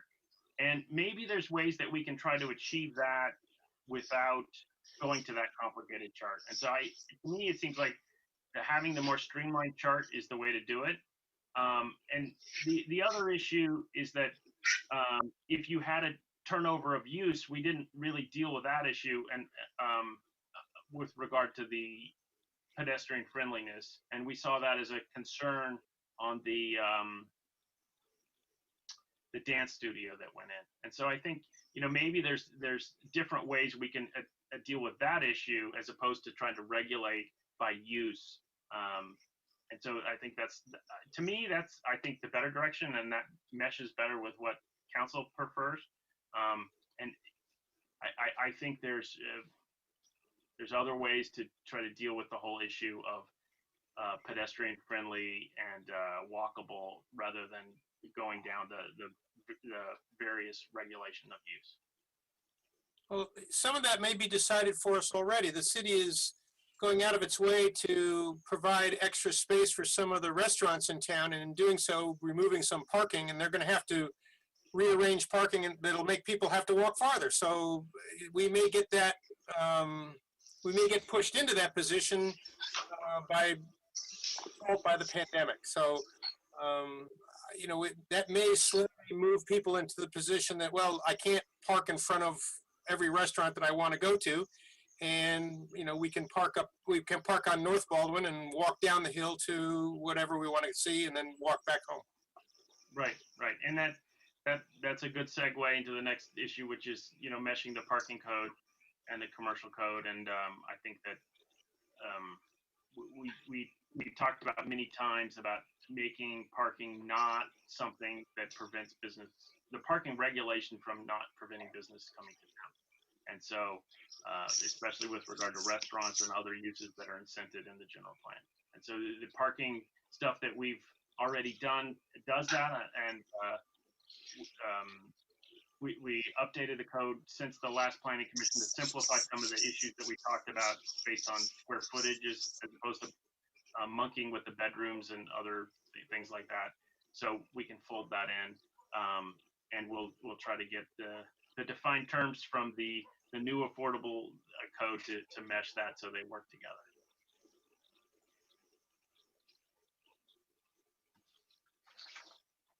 What's interesting about this pandemic is that there are certain businesses that thrive and certain businesses that are struggling. And having a city with a mix seems to be more important. I don't know how much the city relies on sales tax. Someone once quoted me, it's like 2 to 3% of the city's income. But the whole part is that there are some businesses in town that require one-on-one contact that are going to be closed, and they may be closed for a few more months, and so they are no longer generating income. So maybe as we look forward, what is that mix that will allow us to continue to have a vibrant city and still not be subject to catastrophic failure based on one kind of event, one kind of business.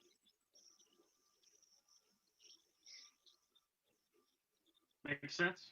Okay. Well, I think that's, anybody else have any thoughts or comments they want to put forward? Chairperson Hutt, can I comment, if you don't mind? No. Yeah, and again, some of the things you touched on, what we're looking for is a little bit of a lighter touch. I mean, each council member has gotten complaints about the difficulty in getting their CUP to do business in Sierra Madre. So one of those things is we want to simplify it where a prospective business owner can come in, look at our regulations, talk to our director, and apply for a business and go in. We found cases recently where people are misrepresenting their business so that they can avoid the CUP process.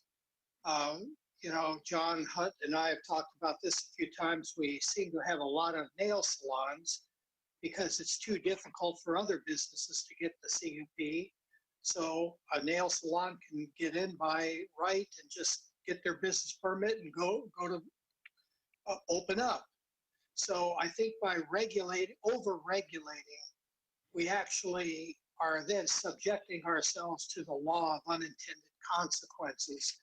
And our thinking, the council's thinking, is that a more of a free market approach might be better at this time. And if we're worried about the wrong kinds of businesses coming in or too many of one or the other, the fact is that we have vacant storefronts all the time. And what's the harm of letting somebody come in that maybe we don't think is ideal, but at least they're providing something that is of value to Sierra Madre, because a business owner isn't going to open up a business here if they don't think people are going to come to the business.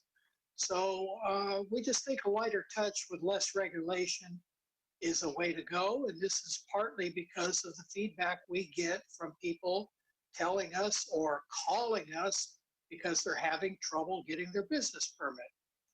So the parking is another thing too, is that some businesses have an entitlement because they've been here for a while, so they're grandfathered in. We have a belief that there is plenty of parking in Sierra Madre. It doesn't necessarily have to be right in front or right behind the business that's trying to open a restaurant, for example. Now, restaurants will tell you they don't want any more restaurants here because they don't want the competition. But another one or two successful restaurants may help to drive the city to where it's more of a destination. Maybe you don't come here just to go to Corfu or Sierra Fusion. You say, let's go to Sierra Madre. Oh, they have a bunch of good restaurants, and we'll decide where to go, which would create more foot traffic than with easier regulations. Maybe other boutiques would open up and, you know, just provide a little bit more vibrancy. Tax revenue is not the issue. Bob Spears, you hit it on the head. I think we get about 2.5%, 3% of our general fund revenue. The downtown we have is for the residents of Sierra Madre. This is where they come, go to dinner, shop, meet their friends, talk to people, meet new people. It's our downtown for use by us. But then again, if some other people want to come and spend their money here, that'd be great too.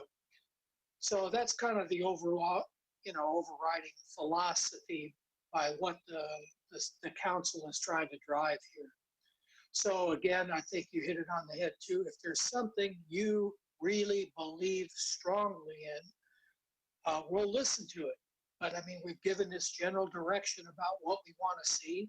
So just please do your best to comply with that. And again, I mean, why are we asking for this? It's because this is the feedback we get from people in town that elected us to this position. And Bob, it isn't, you know, about us being the boss and you guys need to do what we're telling you. But this is, the reality is that we're elected by the voters. We appoint planning commissioners to kind of implement the direction we're giving. It's just that simple. So maybe we'll get it wrong. We'll all get voted out of office and somebody else can come in and do a better job. But that's the direction we're trying to give here. So Yeah. I hope that helps. Can I throw something in here? You know, you're talking about we're talking here about the elimination of a certain number of parking spaces, but big deal.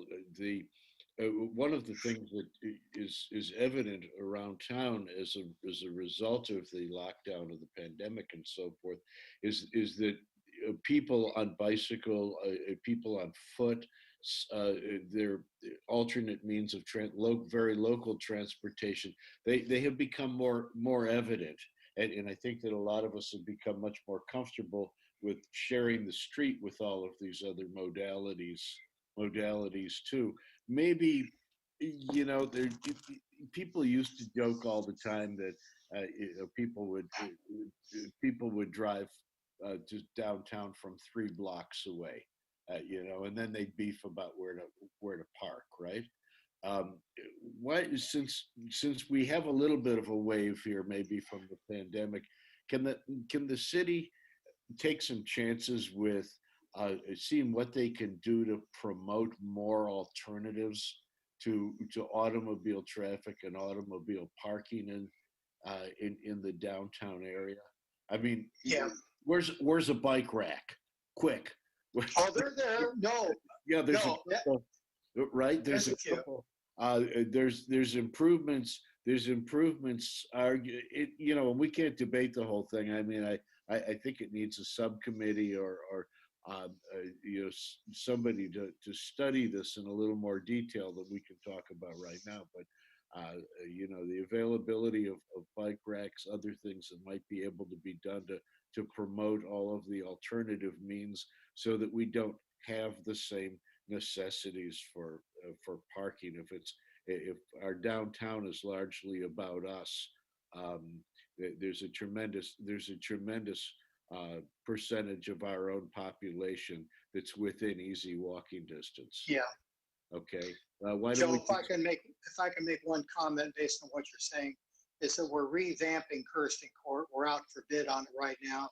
There was a raging debate going for a very short time of whether we should consider closing the diagonal off altogether. We got incredible pushback from the business owners that face Kirsten Court and the Chamber of Commerce.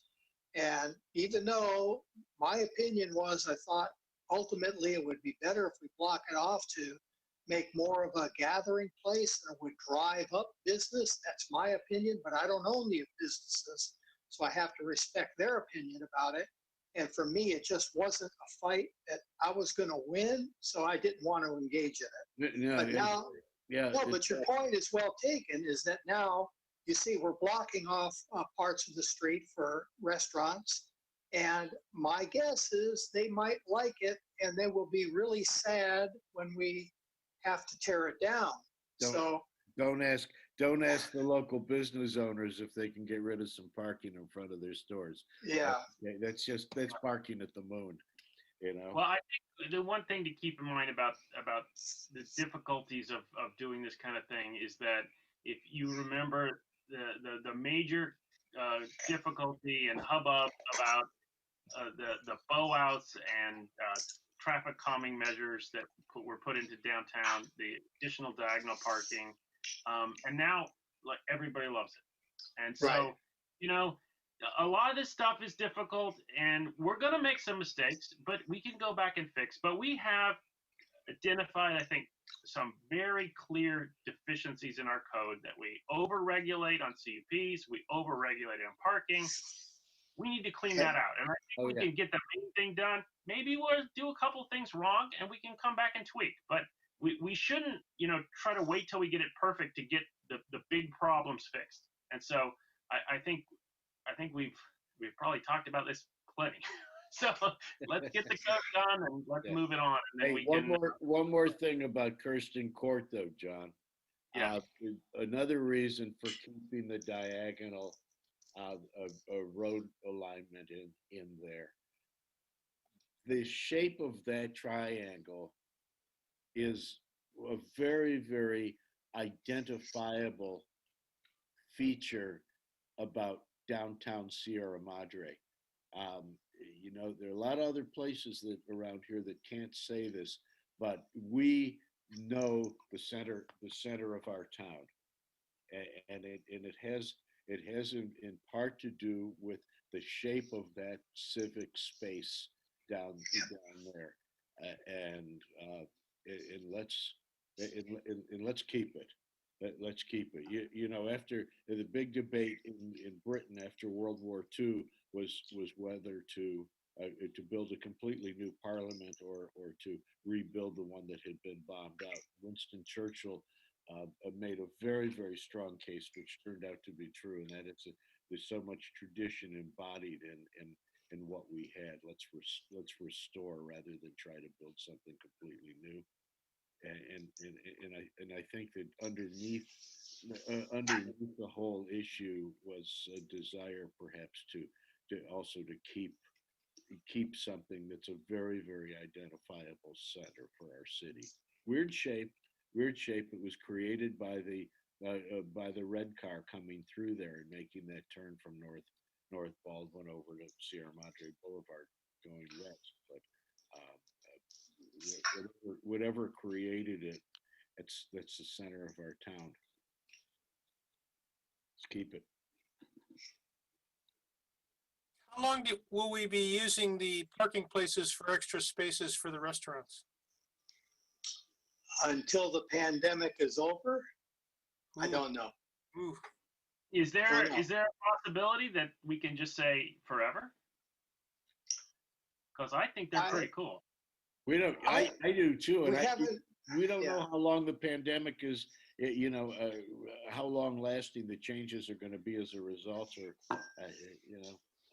Yeah, but right now the inside dining is only 60% of your capacity. So we want to keep, as I said, we want to keep our restaurants in business because the town will suffer if these restaurants close. So certainly until they're open 100%, I imagine we'll keep it. But I don't remember even talking about that with Gabe. It was just like, let's do it, let's get it open, and you know, help these people out the best we can. So I don't know. A year from now, maybe nobody's going to miss those parking spaces while everybody, you know, kind of adjusts to it.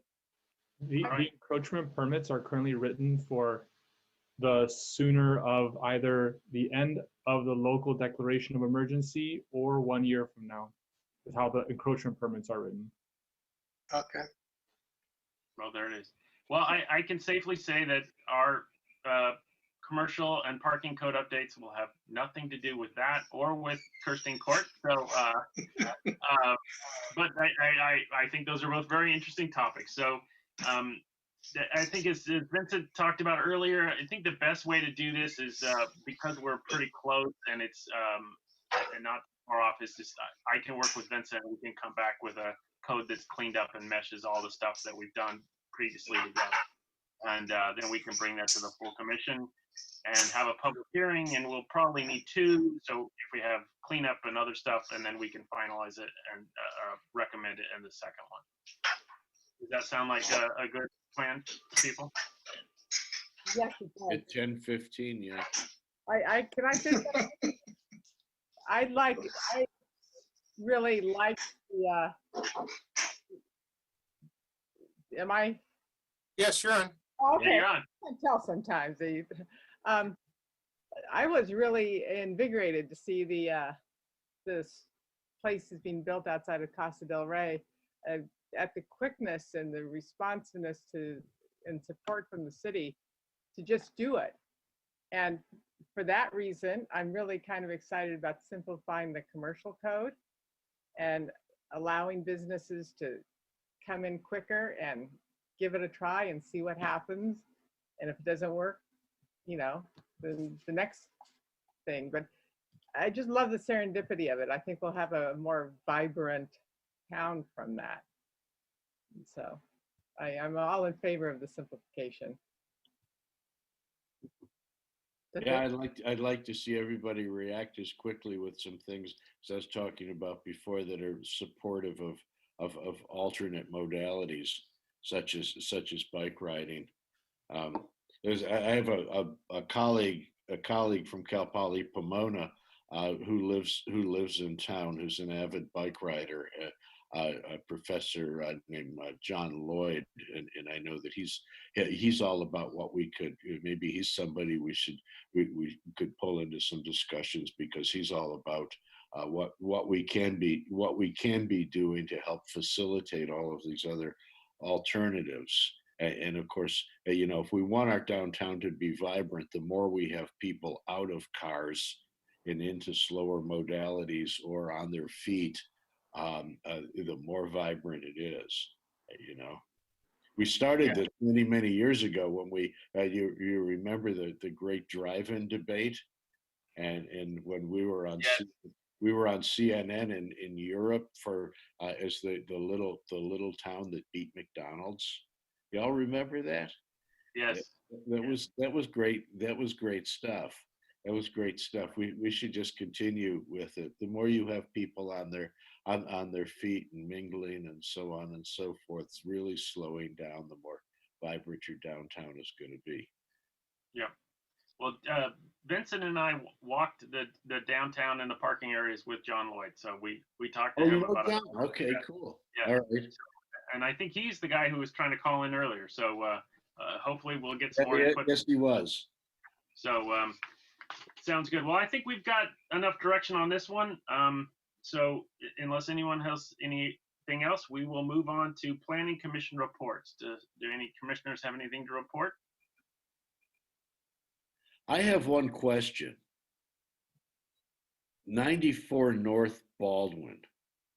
Do you remember a year and a half, 2 years ago, there was a proposal for a new kind of tea house in there, and it obviously never flew. I didn't think anybody in their right mind was going to try to put an elevator into that building.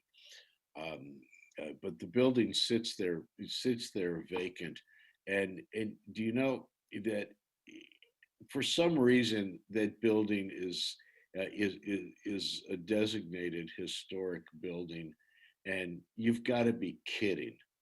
All right. I don't know why it got designated, why it's there, but it is so, it is, the facade is so modified, so, so altered at this point that it would really fail to meet any historic criteria for having embodied the integrity that is required to maintain it as a historic resource.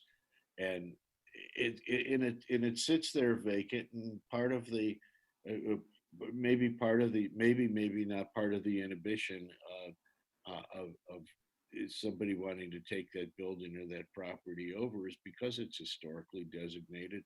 And frankly, under all of the regulations that exist, there's no reason why it should be anymore.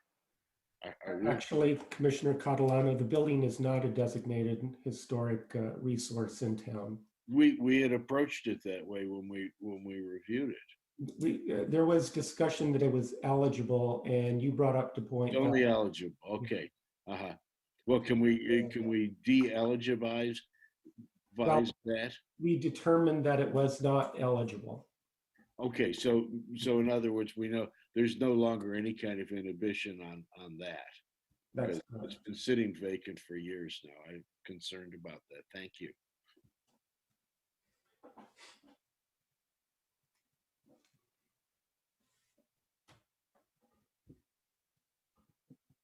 Okay, any other commissioner reports? Okay, then I'll turn it over to staff and get staff reports. Vincent, do you have anything for us? So just in addition to the affordable housing continued item for discussion on June 18th, we also have a continued item regarding 751 Oakcrest, which is the Pyramid House. So we'll be reviewing that project a second time. Okay, and do we have anything on our agenda for July 2nd as of yet? We do not. What's the commissioner's thoughts on that? Is there, is anybody gonna, well, I guess everyone's probably gonna be in town, right? But do we want to wait until next meeting to decide if we're gonna do that meeting, or we just want to cancel it for the holiday? Cancel. Is there going to be a parade?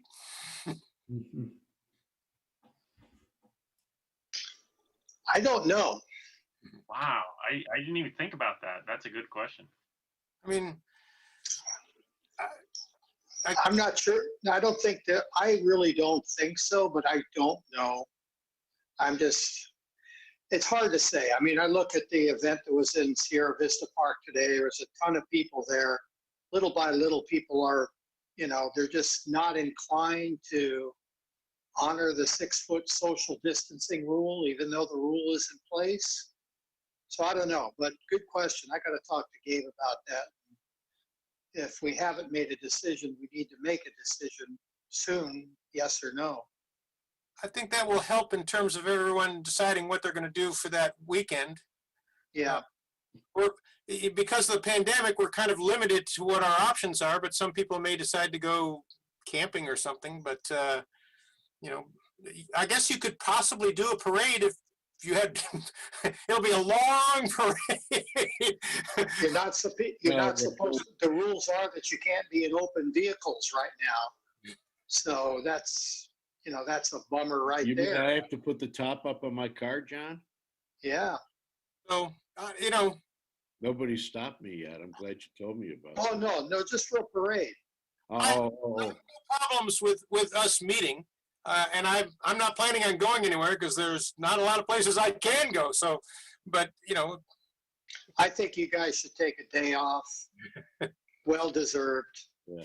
Hey, John, And hit it hard at the end of the month. a couple of weeks ago, you remember that parade thanking our Sierra Madre teachers for their service. This and the parents, the kids were all out, and the parade was. I'll tell you, having to personally having out of Cal Poly, having to switch over inside of 4 days to all online teaching That was quite a job. So I was very happy to see all those teachers being thanked, being recognized. But if you watched what was happening along Sierra Madre Boulevard, there were just gaggles of people without masks and not observing social distancing, and it was like there was a big celebration, and they just all forgot about it. And to have a bigger parade like that could be a disaster for us. So far, we're doing real well in terms of infections. And are we still at 0 deaths here? Yes. Yeah. Okay. We want to keep it that way, don't we?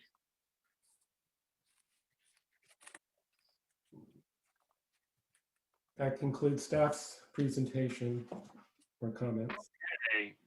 Well, I guess, do we want to then just decide on July 2nd now, or do we want to wait till the next meeting? I have no opinion. I don't know what I'm going to be doing one way or the other.